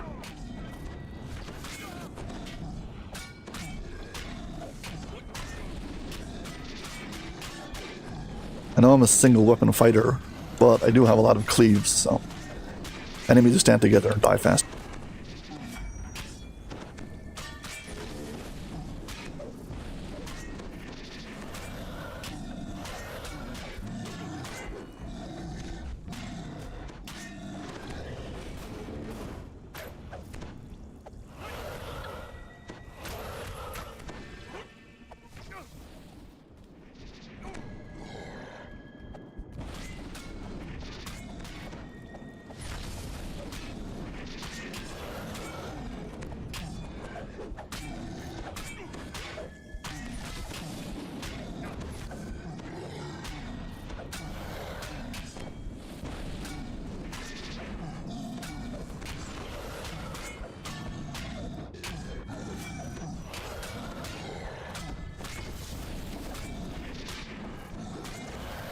Thank you. Hey, where are you going?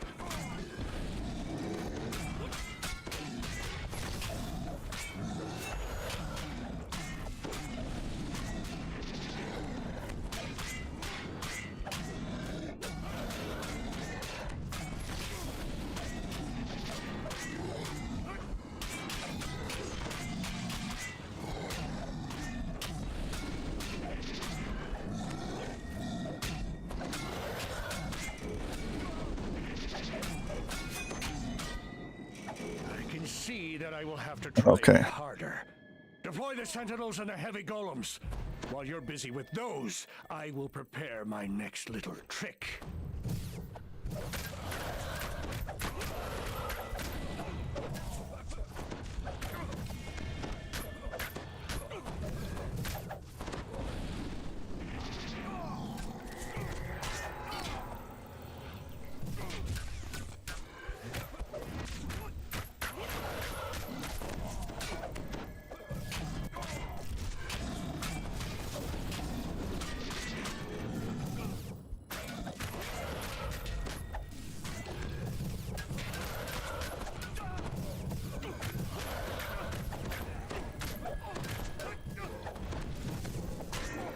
Sorry about the lack of commentary. I am kind of trying to stay in the zone and focus.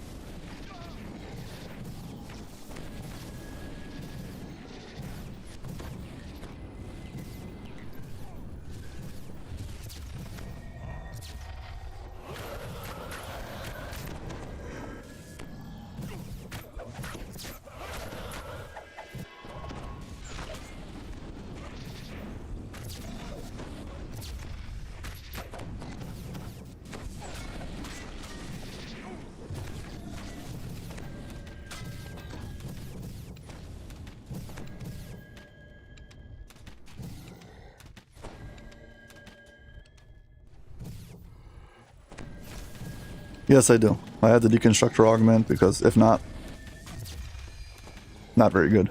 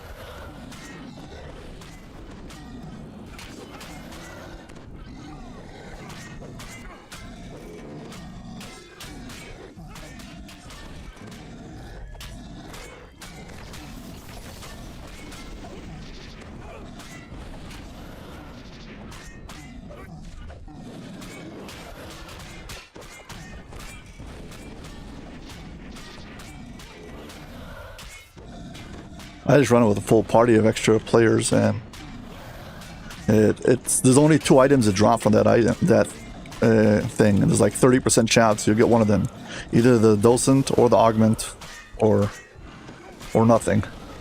So yeah, if you run with the full party, everyone passes. It goes much faster. spammed out a whole bunch of them.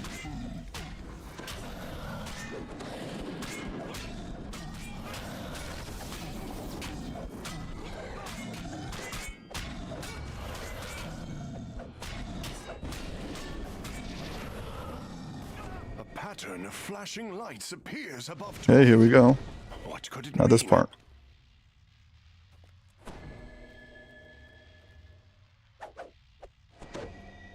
Your muscles spasm. Behold, the purest Caneth crystals ever created. As an arcane power source, they have no equal. Let me show you some of that power right now.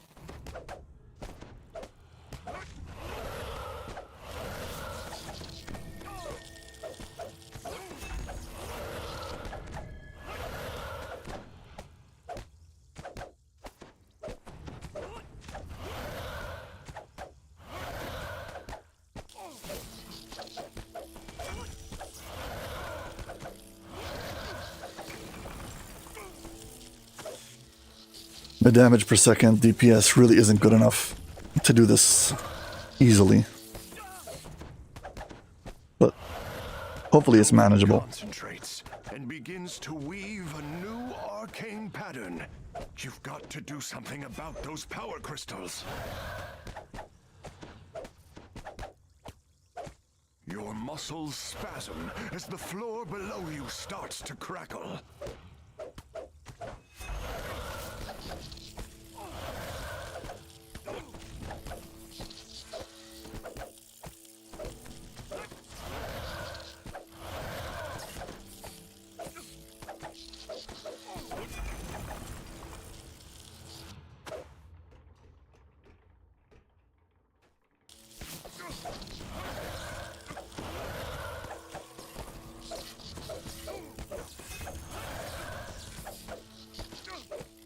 See that I'm surviving fine, so I'm gonna wait until next raged till I use it again. A pattern of flashing lights appears above Tovin. What could it mean?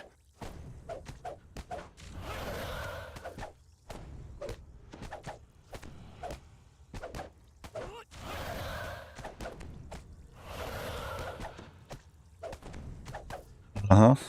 Indeed, he is dramatic.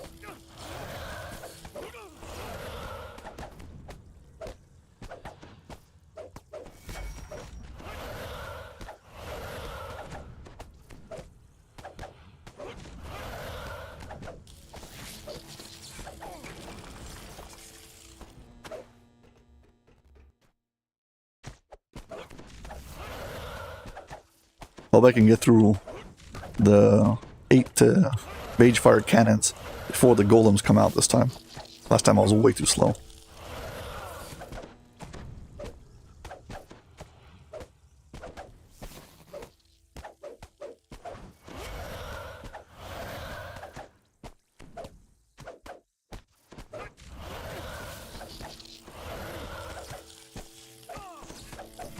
A pattern of flashing lights appears above Tovin.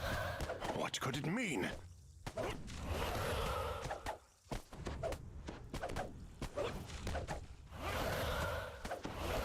Your muscles spasm as the floor below you starts to crackle. Blast you! Your stubbornness will ruin everything. It's time for me to end this. Prepare the Titans!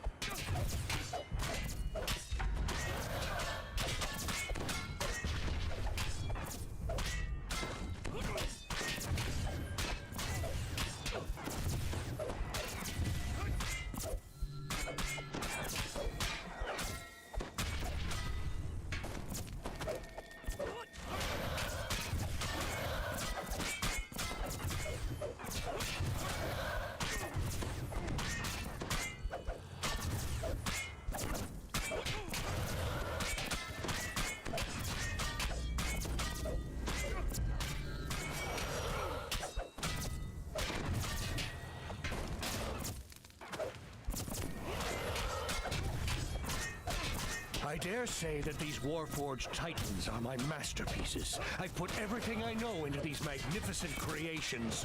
If they cannot destroy you, why then I may have to reconsider my position.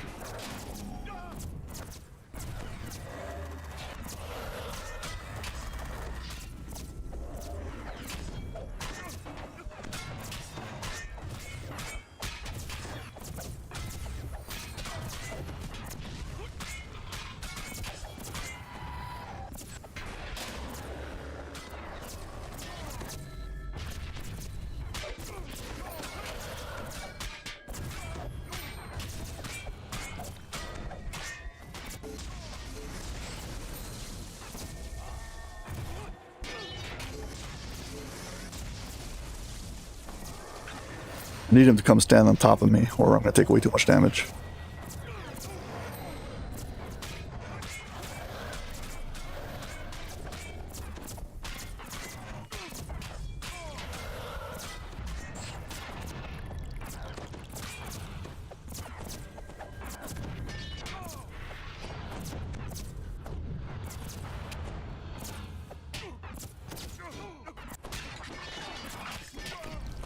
Mark III has this massive shot that he does, and I really don't want to take too many of them. I've survived already a few, but rather not have to. Come on.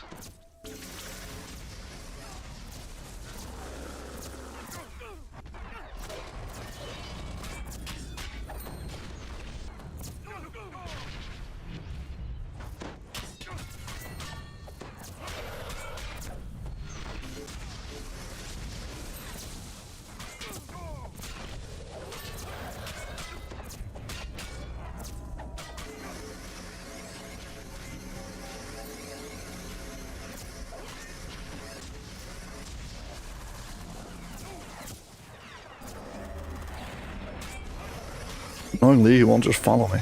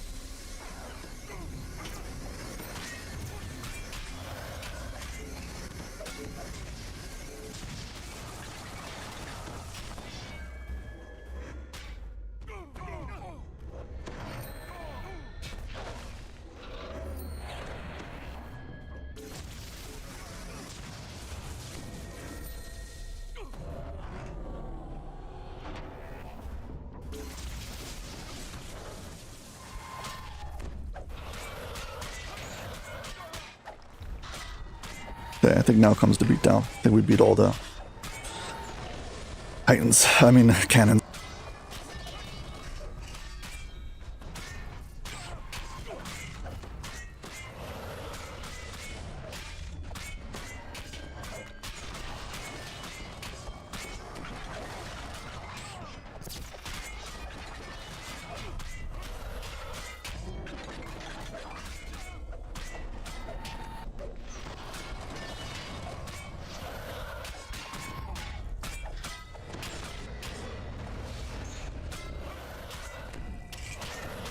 What a convoluted mess this is.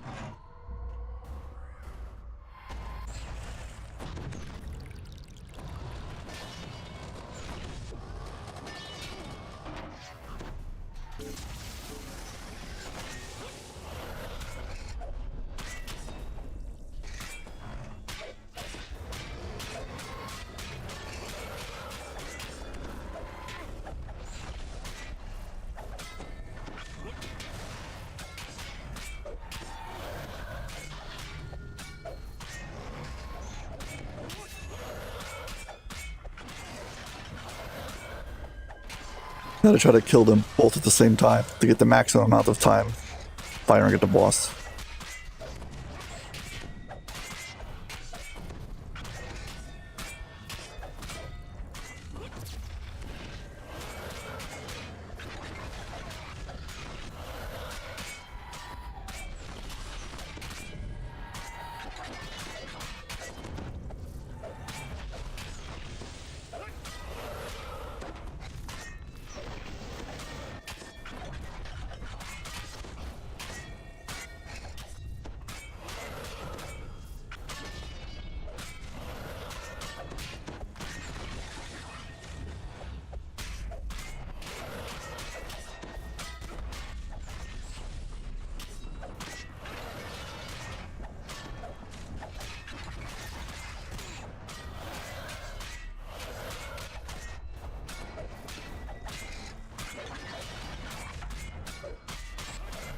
Too bad I haven't unlocked how much hit points each one of these has.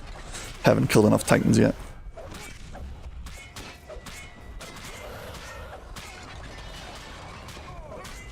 The quest called, I think, Schemes of the Enemy, where there's an optional where you can go try to break down a security gate. And if you do, after you fight a whole like million of these, whatever they're called, mage fire cannons and iron defenders, you get a Titan. And if you keep on killing the Titan as it comes out, they'll keep on respawning in like every half a minute. And you can just stack up loads of kills on Titans over there. If you want to unlock the Titan hit points.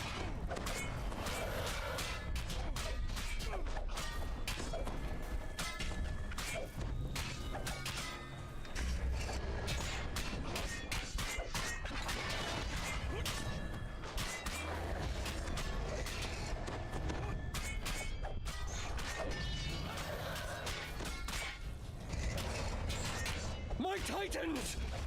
You mongrel brutes!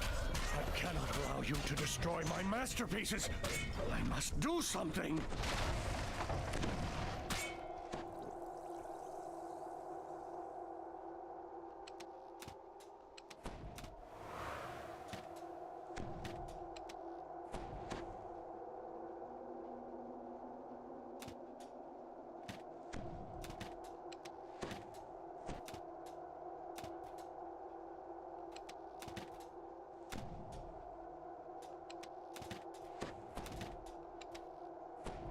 Hey, thank you.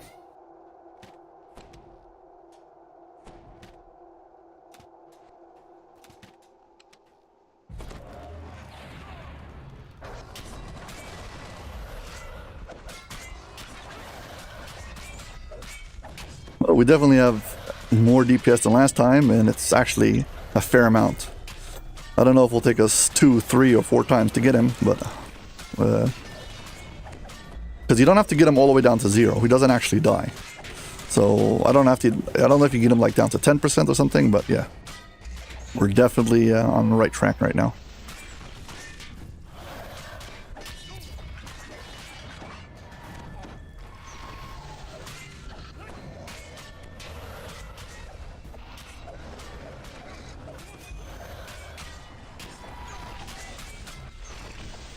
At this speed, my uncanny dodge should be back up before I face him again.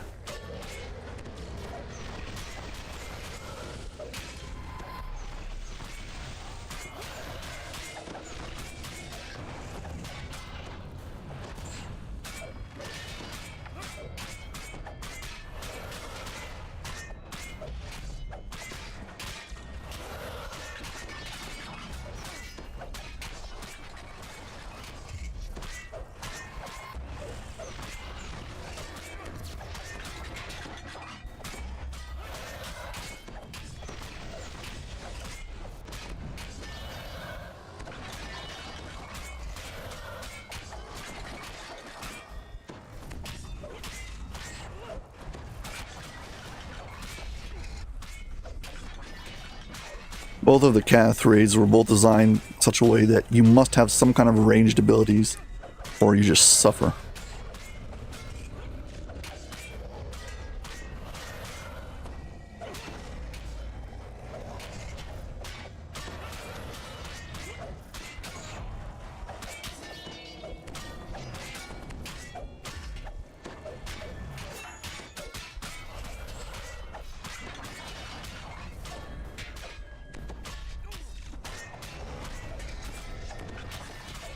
Keep on changing targets to see how much hit points they have, so make sure they're kind of even.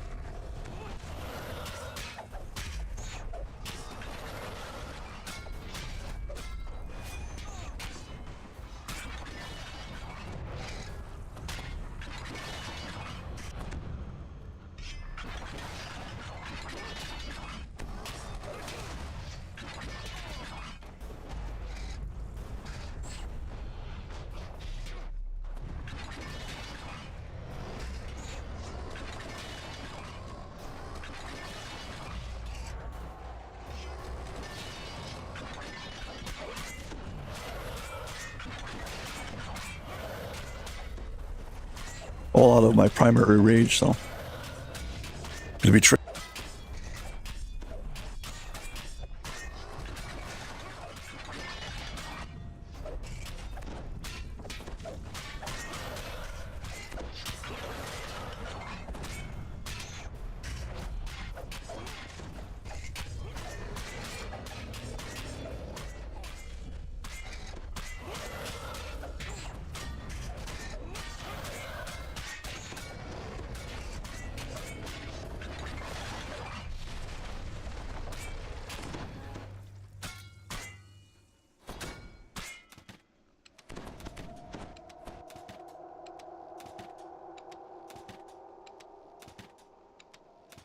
Tovin begins to channel energy into both Titans at once, putting him under incredible strain.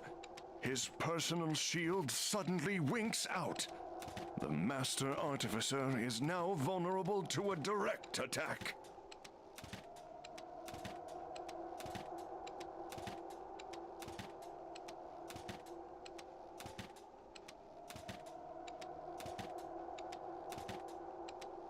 As you down another Titan, the Master Artificer sighs and prepares to mend his work once more.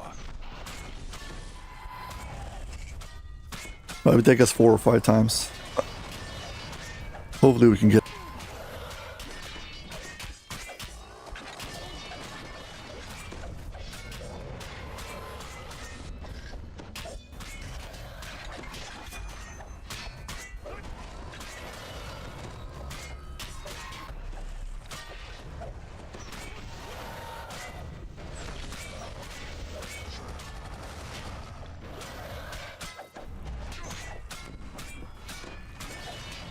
The only healing I have right now are my songs. I've got only 6 of them left.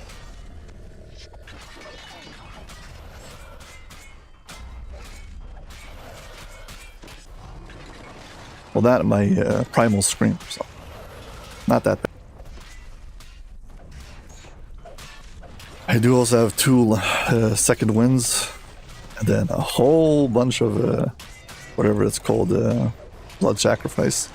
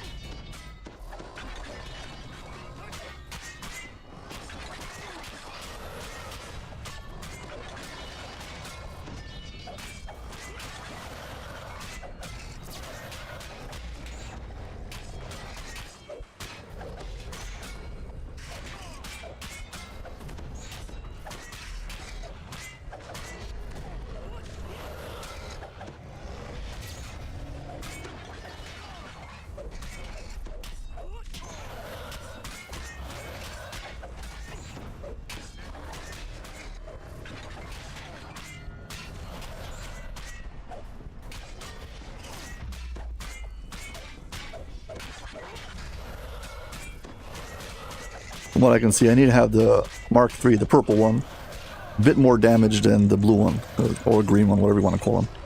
He's a little bit more problematic for me, because he debuffs me. The other guy takes more damage.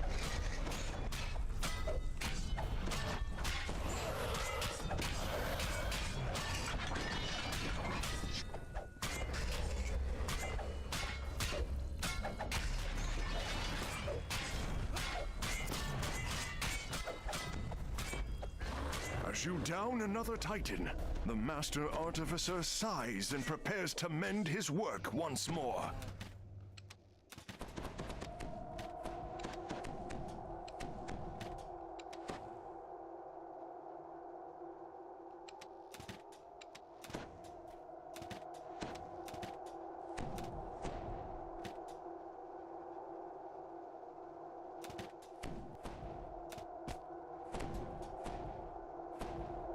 Why wasn't he taking damage before? Am I lagging?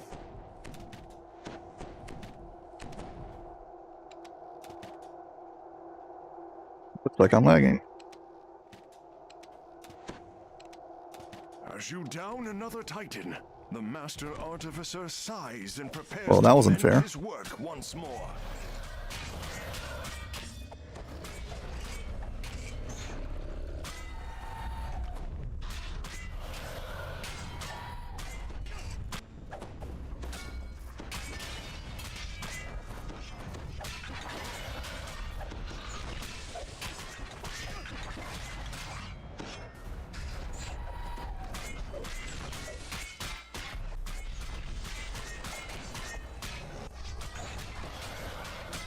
Could have been just my mouse. I don't know.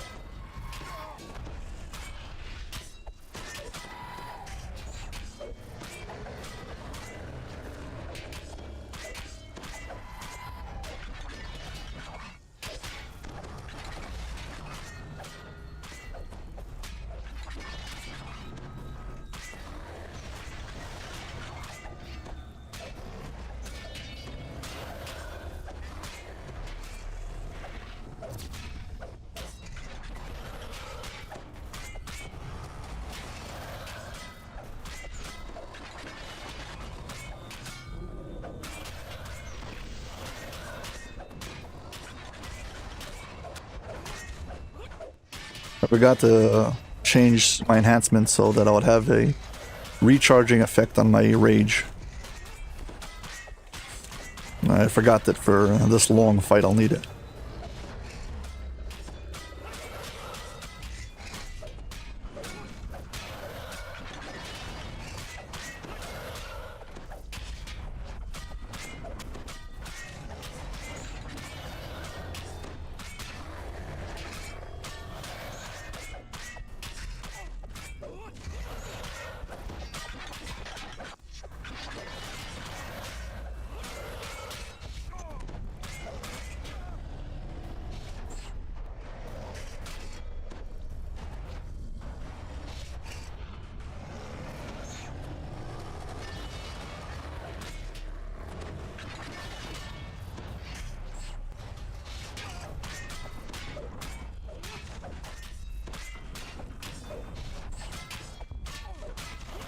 Gotta be very careful not to run out of buffs.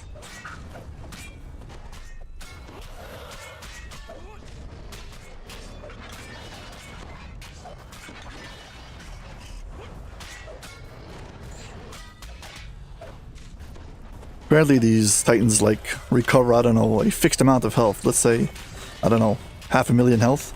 So even if it's on hard, it's always a 500,000. On elite also 500,000. So on normal, it looks like they get half of their health back, and on hard, it looks like they only get a third back, just because their total hit points is more, and the amount that they recover is always the same, as far as I can tell.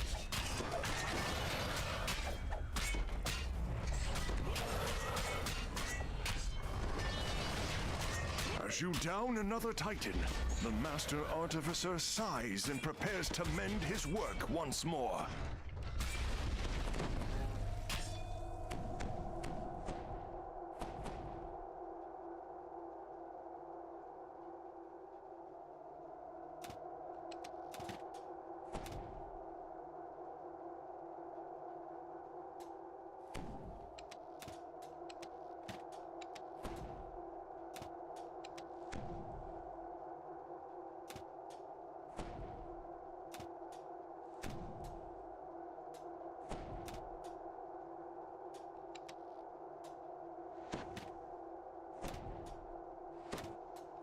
Just at 50%.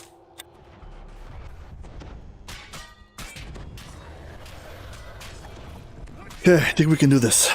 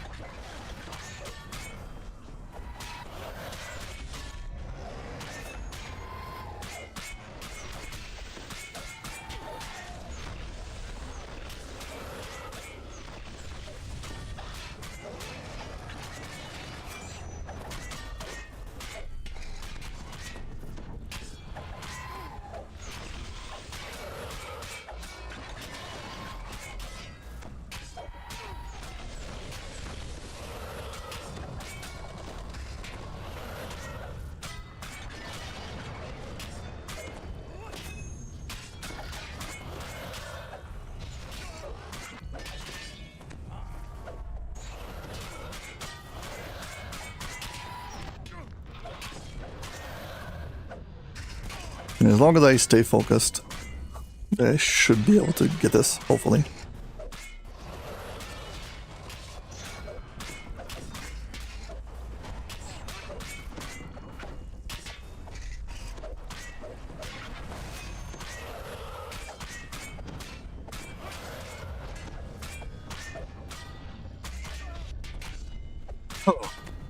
I want to finish it before all those MRR and PRR pots run out.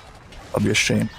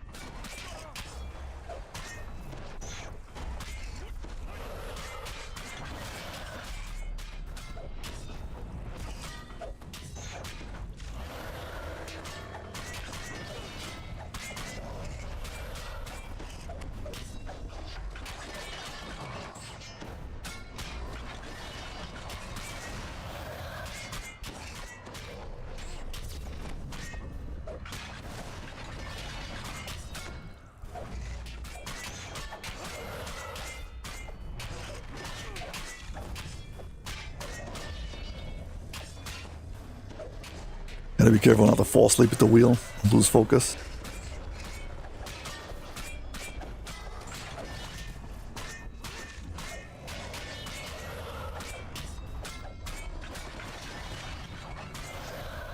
As you down another Titan, the Master Artificer sighs and prepares to mend his work once more.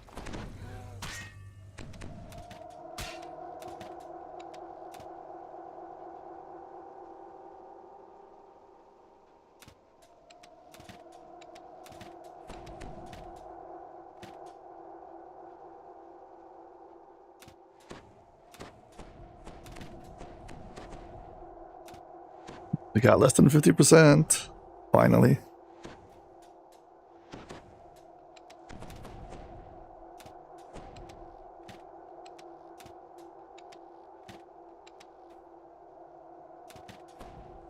As you down another Titan, the Master Artificer sighs and prepares to mend his work once more.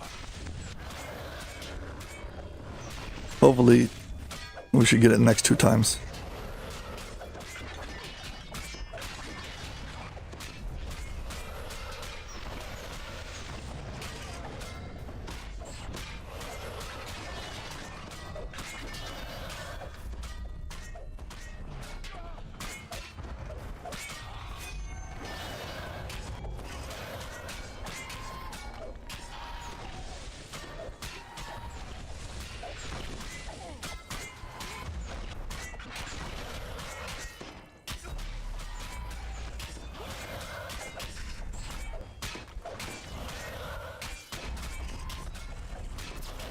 This character is currently set up with the energy sheath that absorbs tons of electricity damage.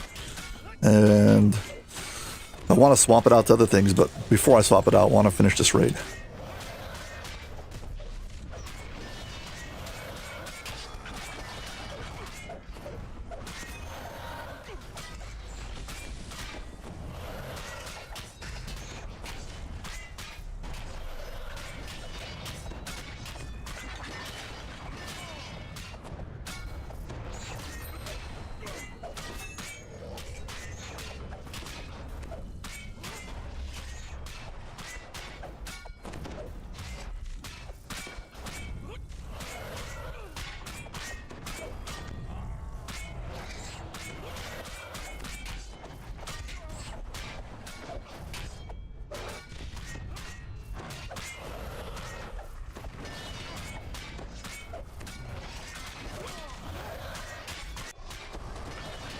I think I need to move over to the side when I try to fire at Tovin, because it could be that these Titans are obstructing my view and making so I can't hit him.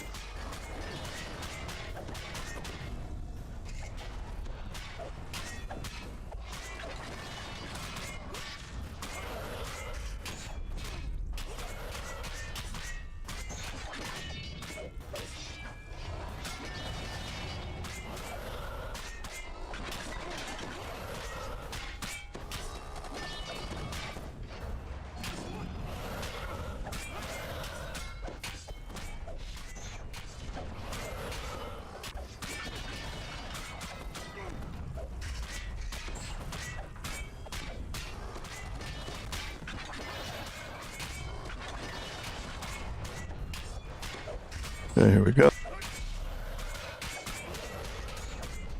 As you down another Titan, the Master Artificer sighs and prepares to mend his work once more.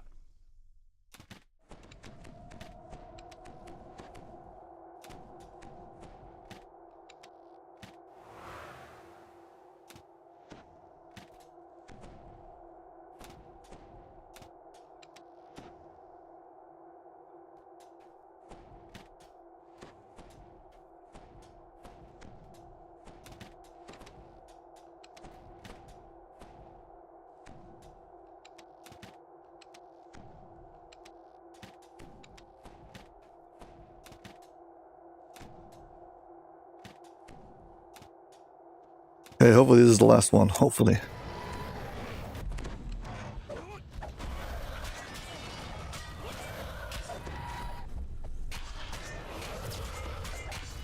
Let's just not mess this up.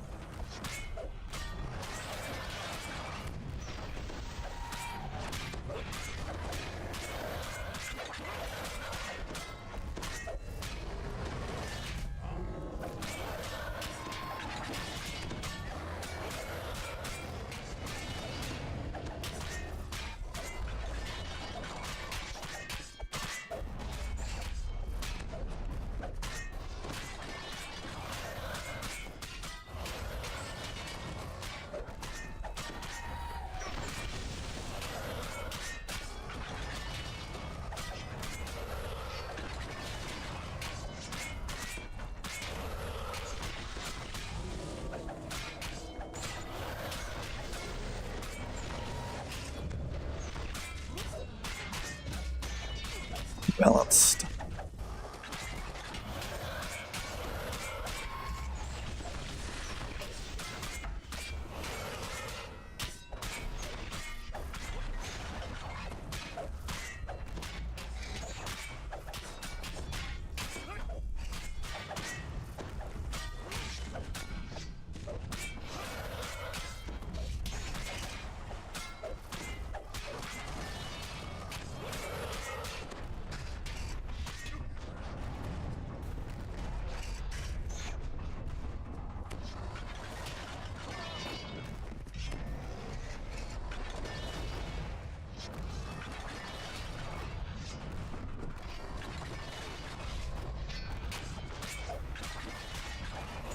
Can't afford any of my buffs running out the last second.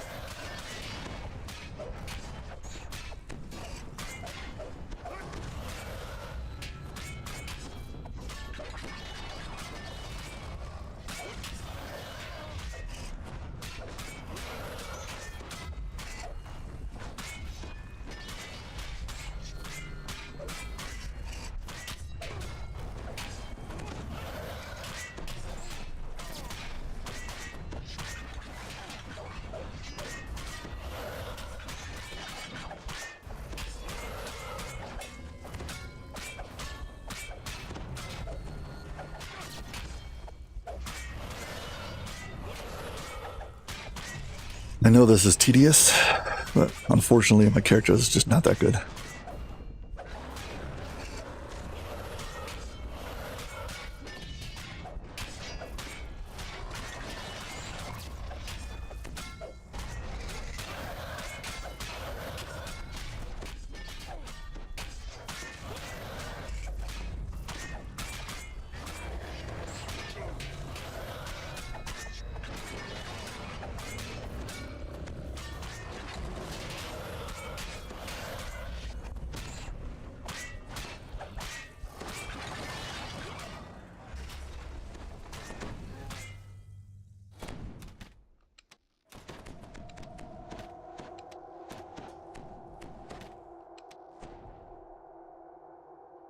Tovin begins to channel energy into both titans at once, putting him Come on, under come on. incredible Just die, strain. die, die.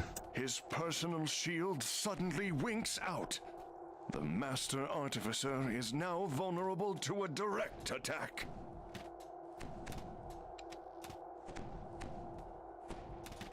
Yes!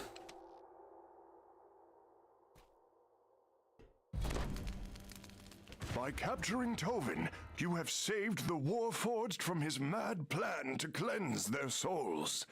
Channa de Cannith will be grateful that you have managed to protect House Cannith's reputation. Whew.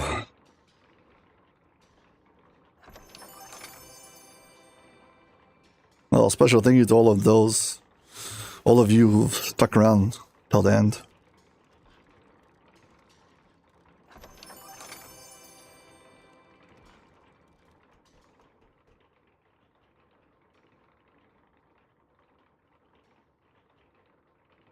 Thank you.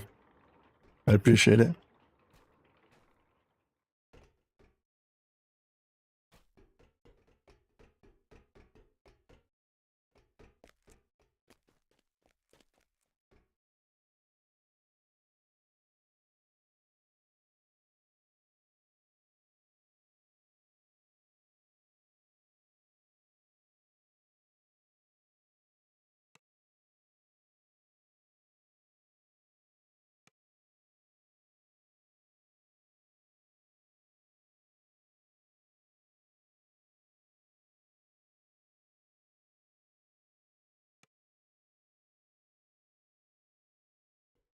Yeah, I should be able to make a thumbnail out of that.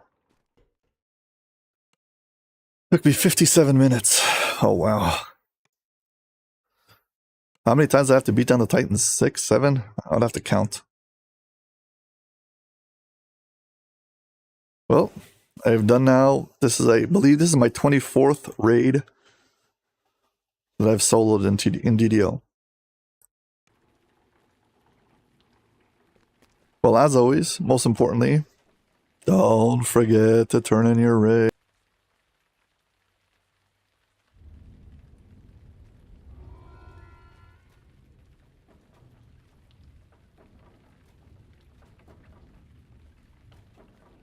well. Thank you very much. I appreciate it. I hope you find it useful and become overpowered. Enjoy it.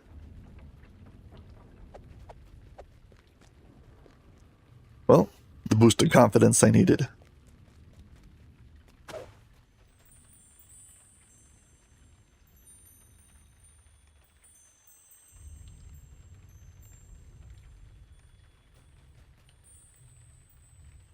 Let me just check the list.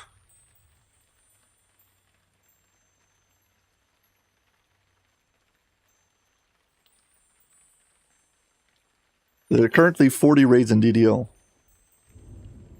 So, let's see. 1.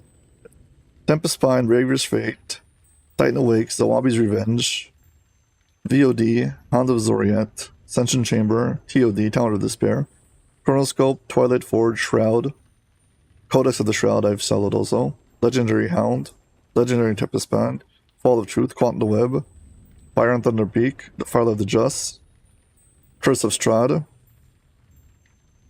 Let's see, Legendary Master Artificer, this is a new one. Temple of Deathworm, Mark of Death, Lord of Blades, Master Artificer, the heroic versions. Yeah. I think that was 24.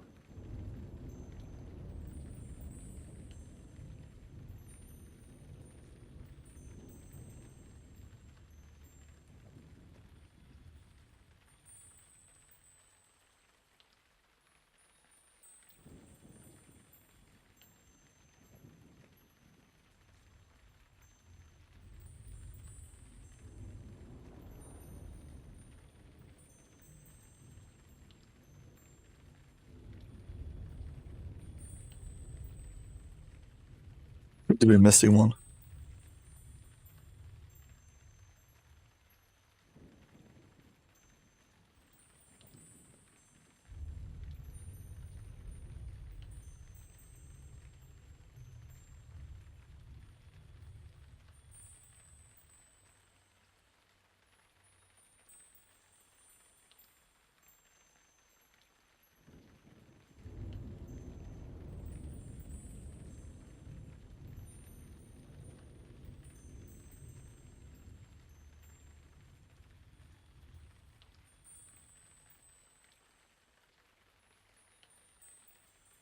Yeah, 24.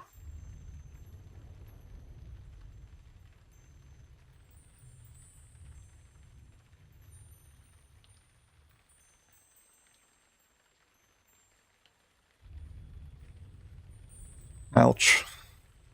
Yeah, I personally enjoy raids. The part I don't enjoy about raids is that I have to find a group for it. So I like the challenge of the raid. I like the content usually. Not always, but usually. It's like more of an epic quest. But unfortunately, you're forced always to group up. That's the part I don't like. So, does anybody know if they reopened up whatever it's called, Epic Abbot, Mark of Death? I mean, I guess we can go check. Go check.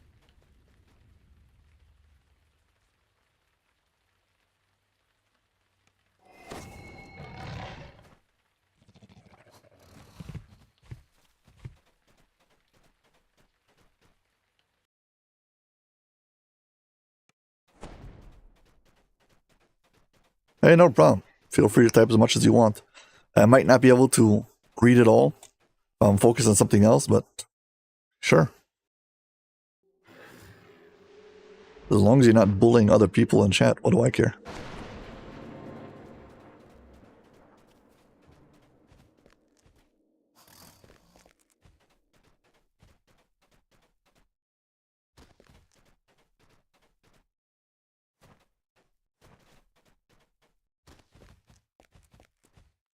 See if they open this up or is it still locked.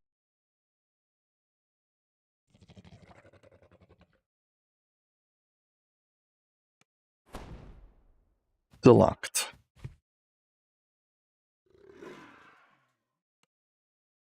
Apparently there's something wrong with the pathing over here. And it was whatever. So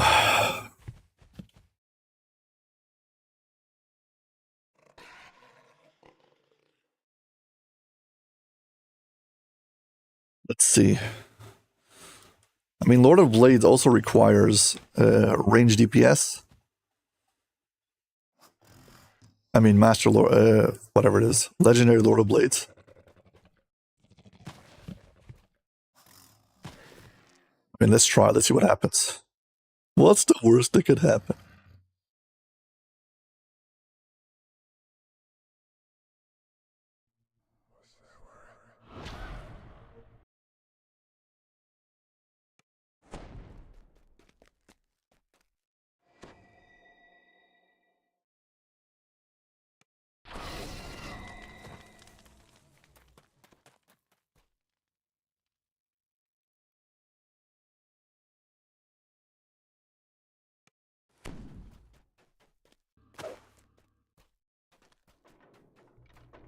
Fun fact about the raids over here. Each one of them is considered its own raid because it has its own favor. Both NPCs who give the raid have the same name. Okay, the only difference is cosmetically, one of them has longer hair. The one who has longer hair is going to be the legendary version. Same for this guy. The one with the longer hair is the legendary. As if he's been standing here for a very long time.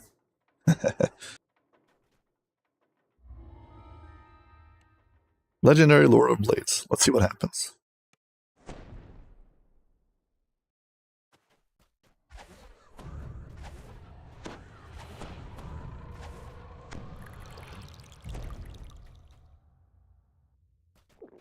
A fine coat of dust covers the mangled Cannith security measures that once guarded this area. Apparently, the Lord of Blades arrived here some time ago.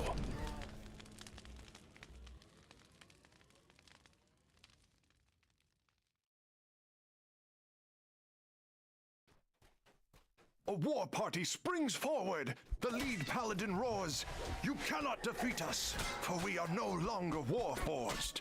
We've touched the light of the forge. We are blade forged." Yeah, I forgot. Lord of Blades has a whole bunch of Blade Forge in it. See how this goes.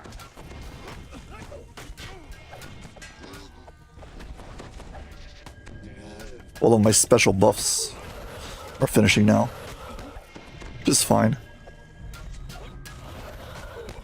I just want to see. I want to get to Lord of Blades and see what happens if I die in one shot or if I won't.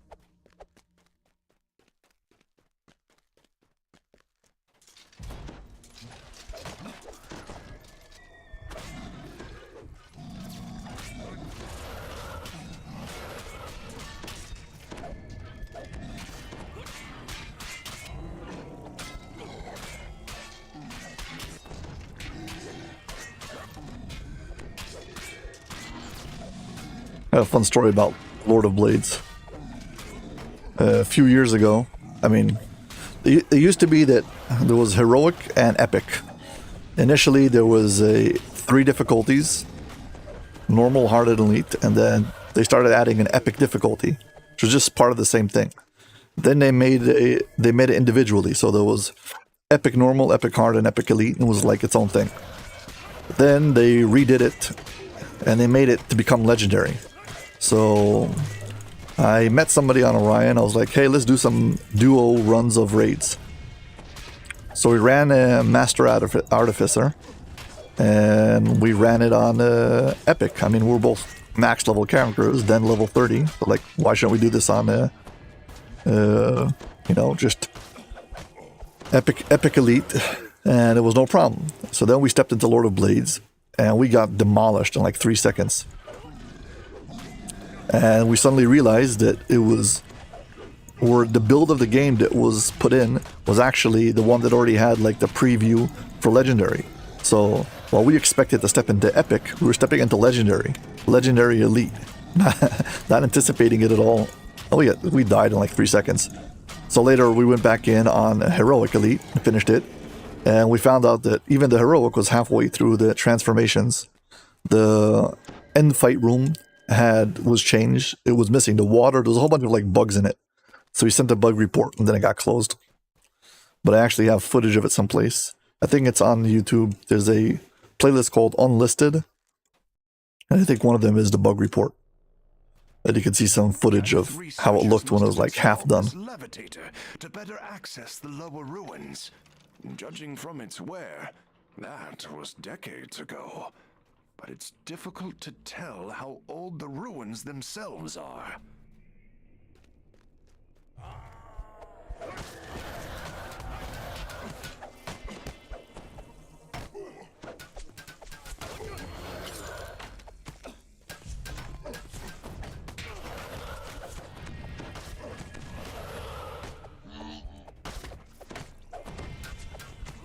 Soon we can survive the Lord of Blades. Let's hope at least at the pillars at the end don't take way too much time.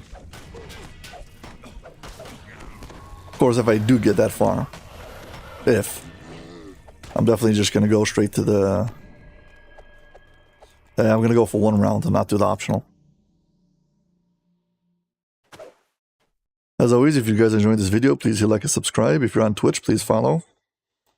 Doesn't cost anything. It'll help me out a lot. Thank you.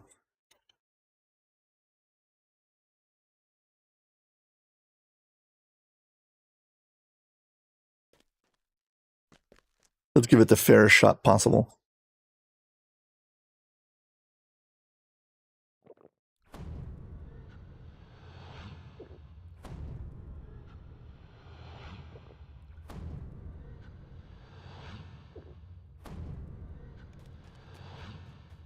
Let's go.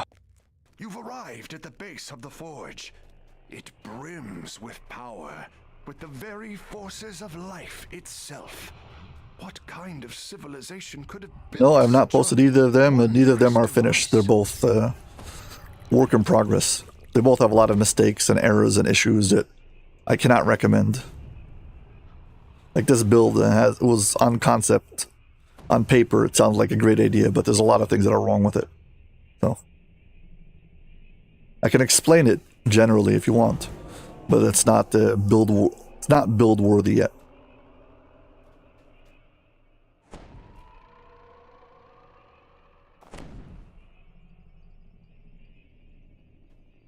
Basically, it is 12 barbarian, 4 bard, and 4 fighter. Kenneth once chained the entire Warforged race to their greed. Yeah, basically, I'm primarily a barbarian and I rage, but I have the spell slinger ability to heal myself over time, and then fighters for extra feats and stuff. I'm a swashbuckler with a buckler and a light pick. My crit profile is 17, 18, 19, 20, so 20% times 7.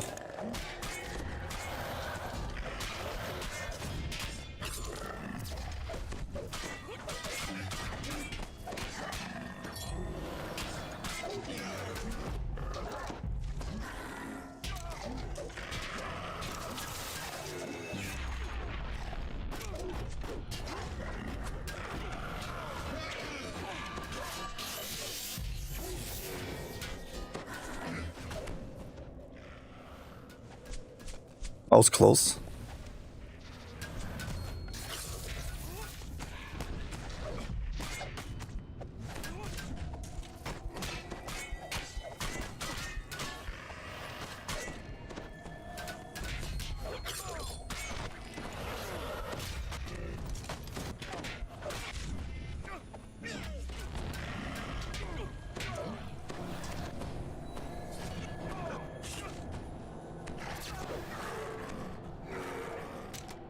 Well, nope.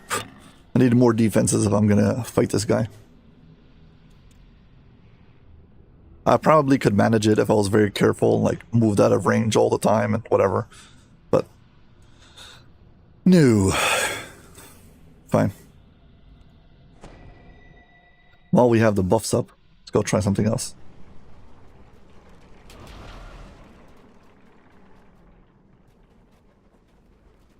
So yeah, like for instance, I took patience, which I think is a mistake. I should probably swap it out.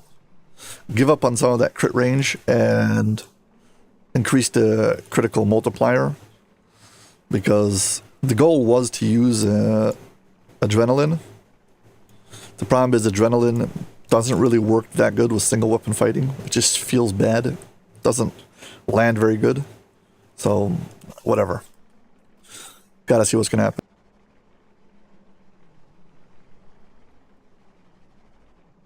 The build on Cormyr, that is a much more straightforward build. It's 18 Barbarian, 1 Bard, and 1 Warlock.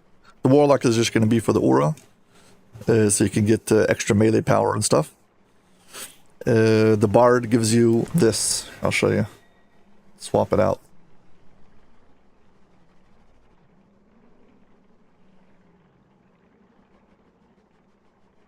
I think we're done with the Inquisitive for now.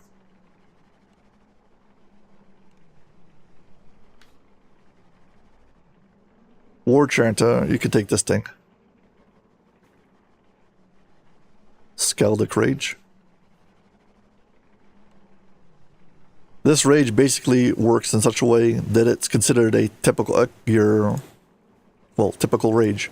So as long as I want to heal myself up, I can click this once. Well, and it just works like any other rage.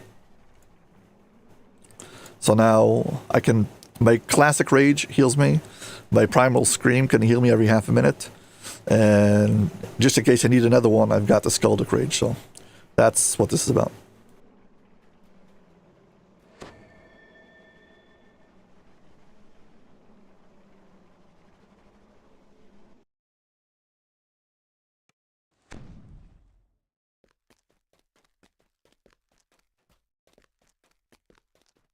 Let's see what happens in Legendary View.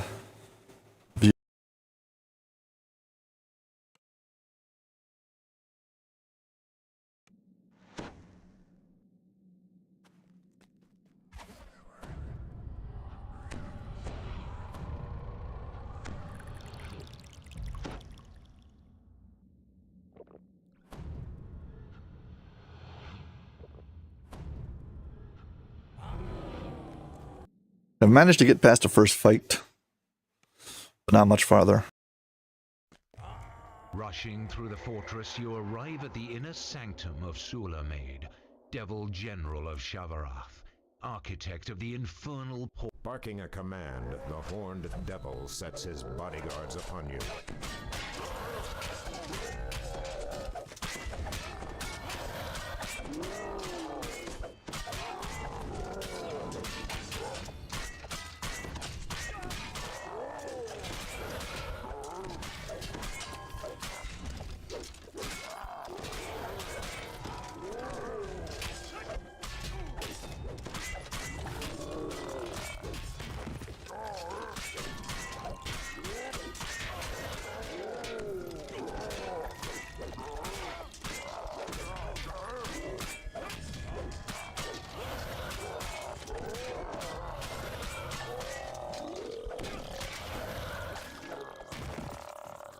Oh, got past the first part. Now I have to survive the devils.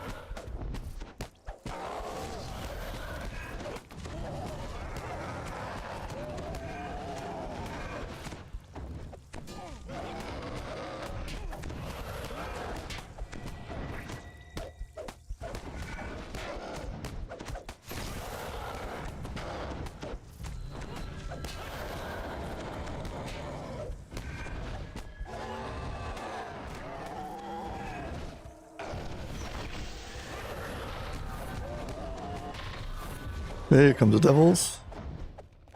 Not yet. Bearded devil.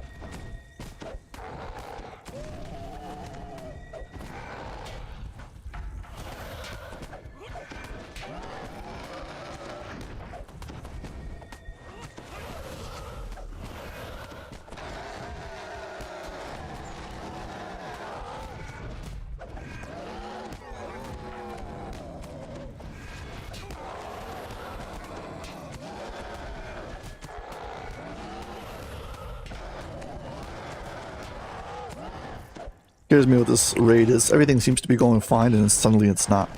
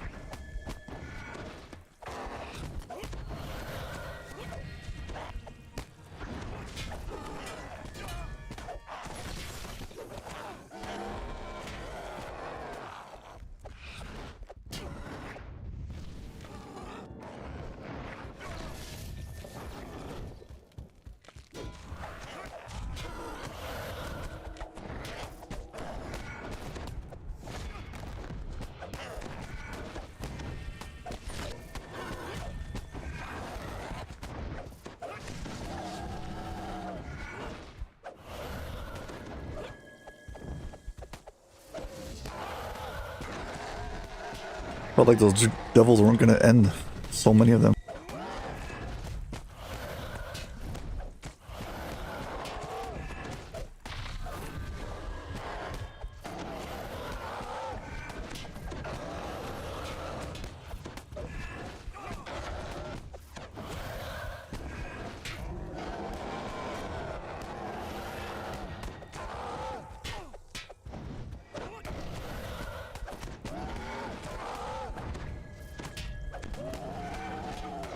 Then I have to deal with all the blade.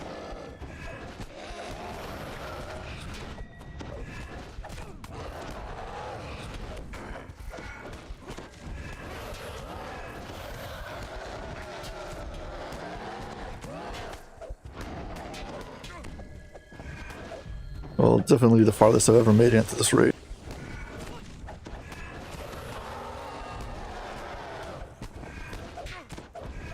Oh, personal best. Well, personal best on legendary. I've beaten this on elite on heroic. But it is its own raid, so it has its own favor, so you need to consider it a different raid.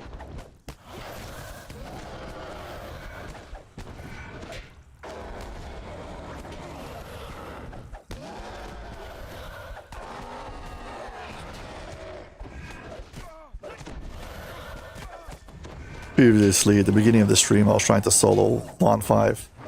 So, a lot of time and effort went into that, and I didn't get really far. So, I'm glad that at least I got to solo a legendary Master Artificer, so at least one more. One more out of the 40. You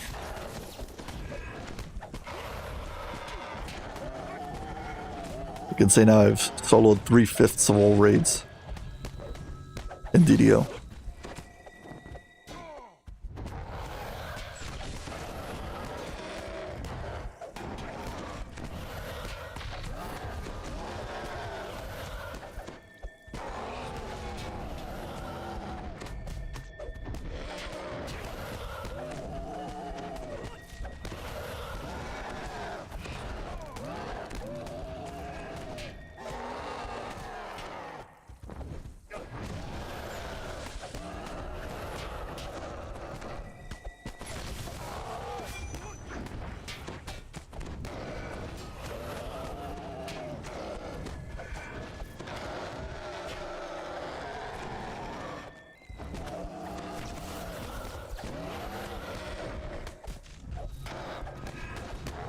When is he gonna take a break? Is he? Or is it because I'm too slow he never takes a break? Does anybody know?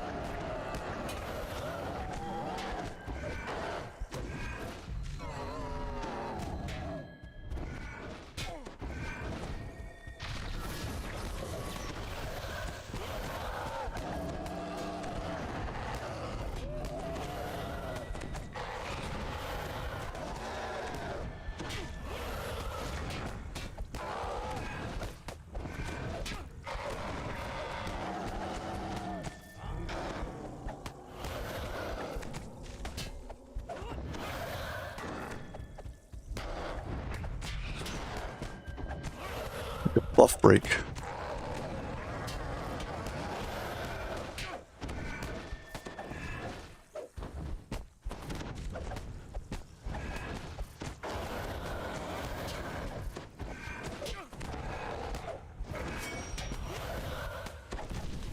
Gotta mentally prepare for the fight at the end.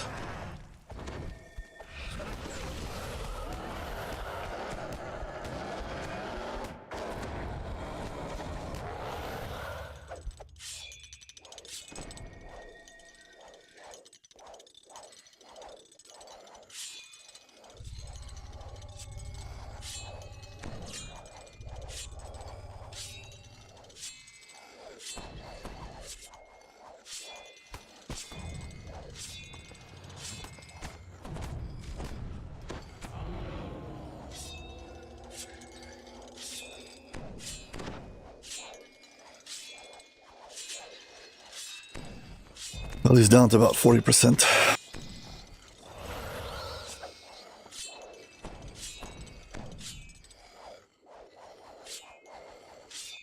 Gotta survive more of those devils, and then the Orathons will come out all at the last second.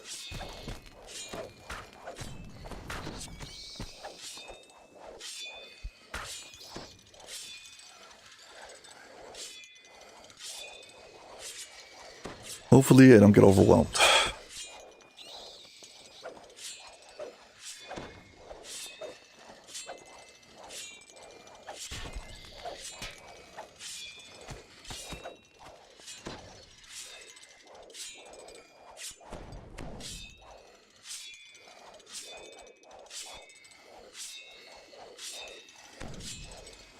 Yeah, I can't disable all these traps.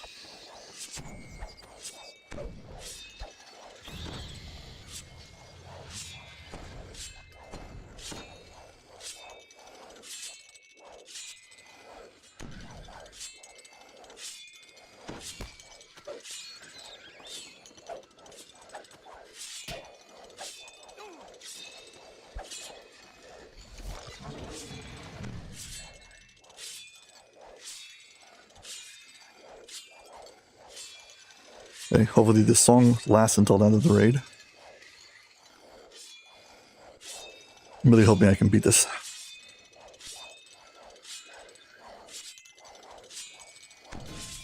Hello, good morning. I am trying to solo a legendary raid called Vision of Destruction. I've done this on a heroic, but never on a legendary. So this is meant as a group raid for up to 12 players. And I'm trying to do it by myself, solo. So yeah, that's what we're facing up right now. Mid-raid, this boss takes a smoke break, so... Okay, here we go. Devil sets his bodyguards upon you. You cannot stop us. I swear, may your flesh from your bones Shabarath will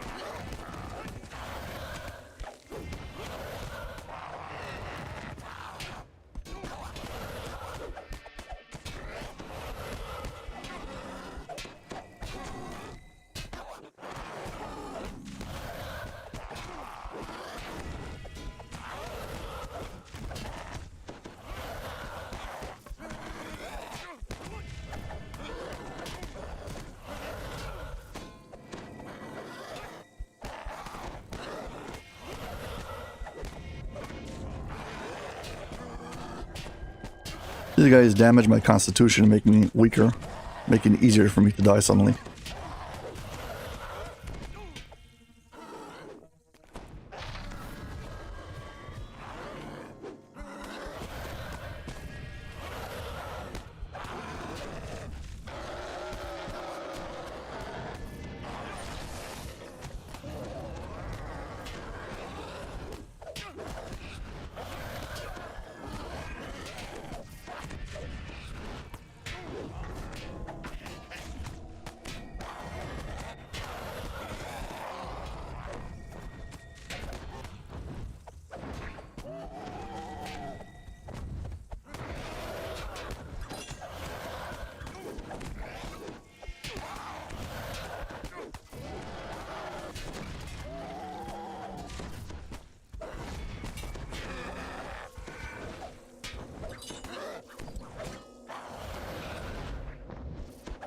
Chain attack is devastating when it comes to your attack speed. It's so oppressive.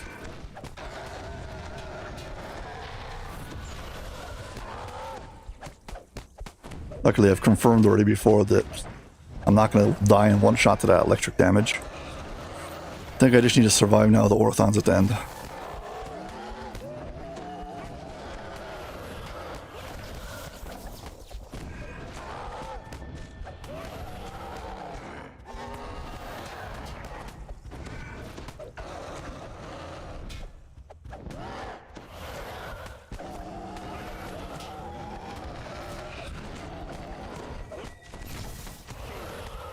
This time I have to fight him and the Orthons at the same time.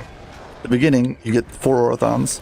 You gotta defeat them, and once you defeat them, the boss spawns in. But now he makes you fight him everything all at the same time. Not fun.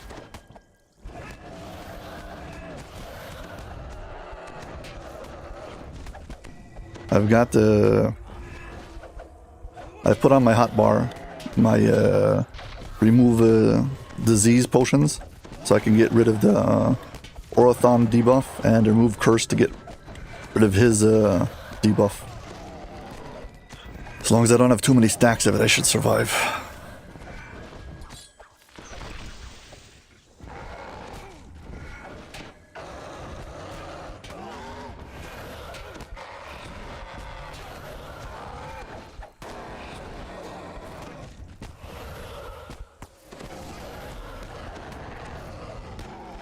Any moment now. I think when it gets to like 10% is when you get the Orthons.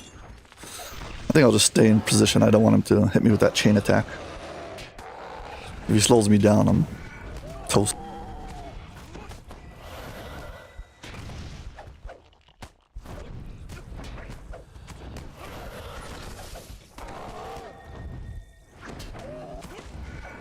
Here we go.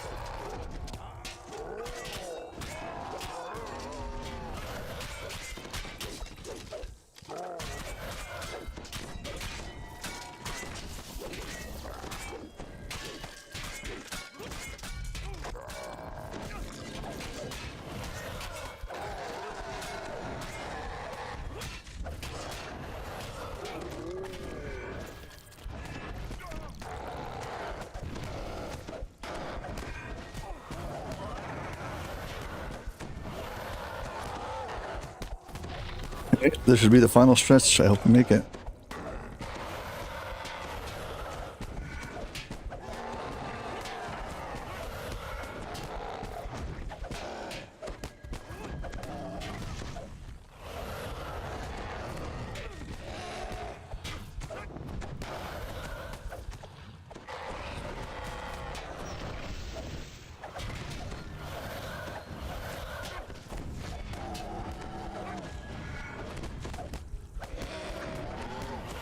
In the last moment, we get fire bats.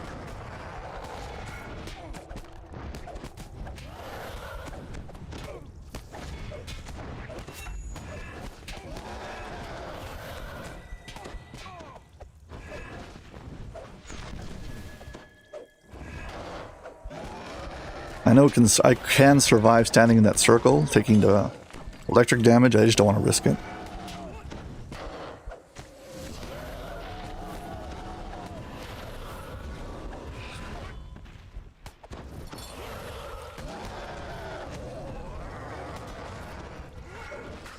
Here come all the fire.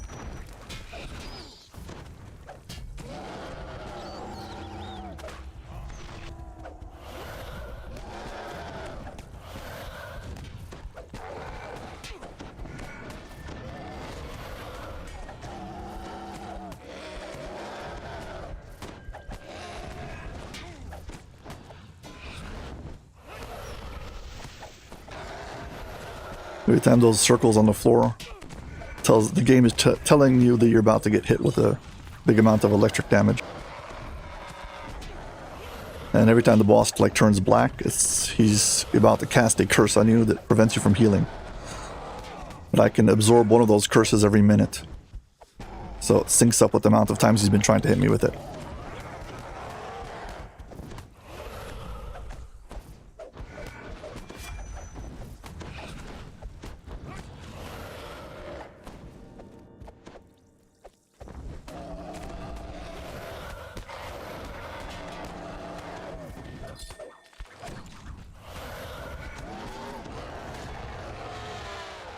Yes.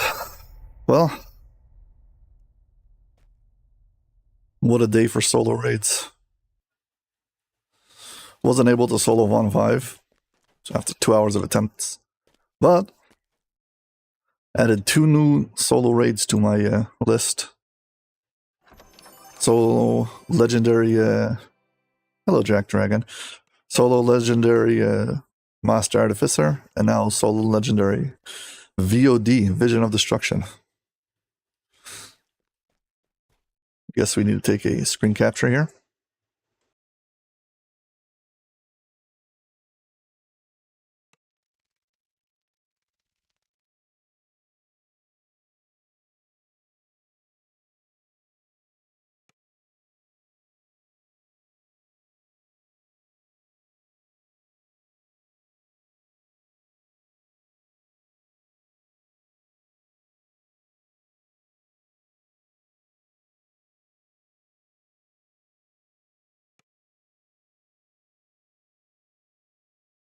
Yeah. I mean, every time I make a solo, anytime I stream, all of my stream footage is saved on YouTube. You can always see the videos over there.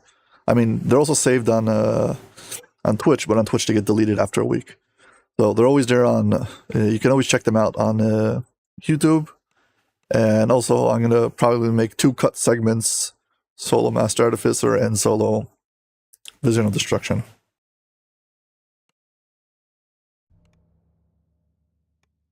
Solo legendary Vision of Destruction.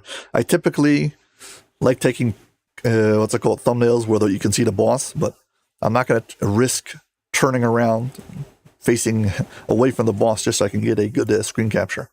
I mean, I can go back into heroic and cheese it, but I'm not going to do that. And as always, don't forget to turn in your raid.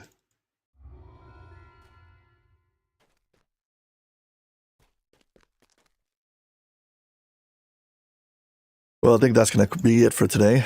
Plenty. Anyone got last minute questions or something before I head out?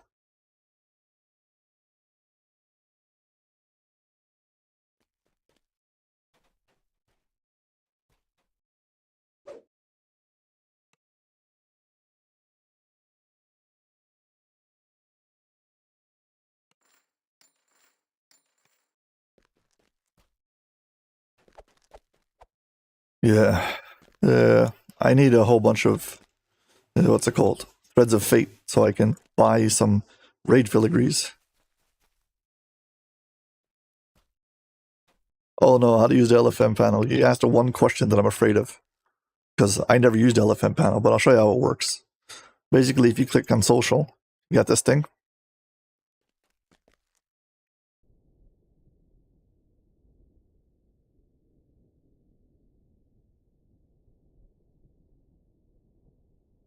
Second. Okay. Should you all be able to see it. First things first, there's the groups, guild. This is individually only your guild. You got friends. Those are only people you've saved, and then you've got who. Now, if you go to the panel, it says who. You should always, before you go to grouping, go to who, and wait for this to load in. Okay. Sometimes what happens is you go to grouping and you roll down, you'll see a party, and you look at the party, and the names will be blank. That's because it hasn't loaded in all the names. So go to who, wait for it. This little cursor thing will like scrunch up, and it'll load in all the names of everybody who's online right now on your server. Once you do that, now you go to grouping. Now you can look at the groups. When you click on one of these things and you say join, the party group, or whatever leader, will get a little thing in his party chat. Where's my party chat?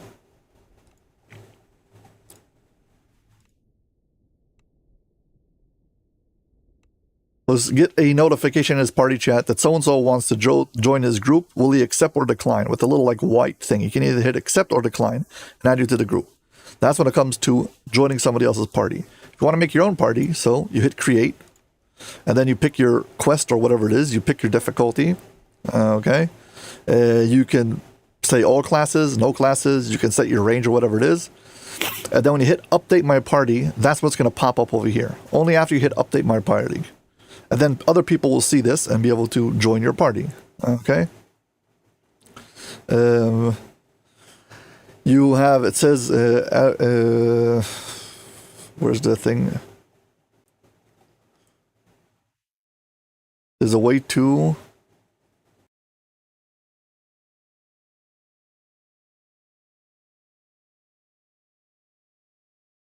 Yeah, advertisers looking for more players. I think you can check this on and off, and then you update my party and it'll get rid of the party that you're trying to create, as far as I can tell. Now you can have it also just work by default. If you step into a quest, you step into the quest as a option to make it always look like it's looking for a group. I'll show you in a second.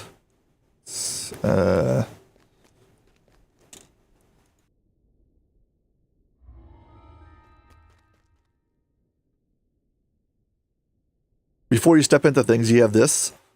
The private group, this means that nobody's going to surprise enter. But I also can do this. I can do a public group, who basically is going to automatically generate one of these LFMs for me so that other players can just... basically, rather than me going through the tedious work of, okay, I would like to create an LFM. Which quest is it? What's difficulty? Forget all that. You just hit the player, you hit this thing, and when you step into the group, other players will already see that thing, and they'll just join. And they'll be able to click on, say, do they want to join? You'll say accept, and they'll come in with you, okay? So that's how you can, if you don't want to have to create an LFM. If you're just running and you want other players to join, okay? What else? I'm saying I'm afraid of this because I really don't have much more experience to add to things about the LFM. Guild will just tell you all your guild members, and you can hit by who's last on, and it'll tell you who's on right now, and you can try to invite or send them a tell and group up with them. And you can also, if you select a player, you can add him as a friend on your friend list. So even if he's not in your group, you can just go to friends and see which one of your friends happens to be online right at the time. It'll be a green dot next to his name. Yeah, that's about it. Well, I hope I answered enough of your questions. Again, okay, sorry. Well, I hope we'll find it useful. Anyway, as always, don't forget to hit like and subscribe on YouTube, and don't forget to join on Twitch. And yeah, thank you very much for being part of my being guest on my show, Ask Aldbar DDO Live, and I hope to see you all in my next live stream. Take care. Bye.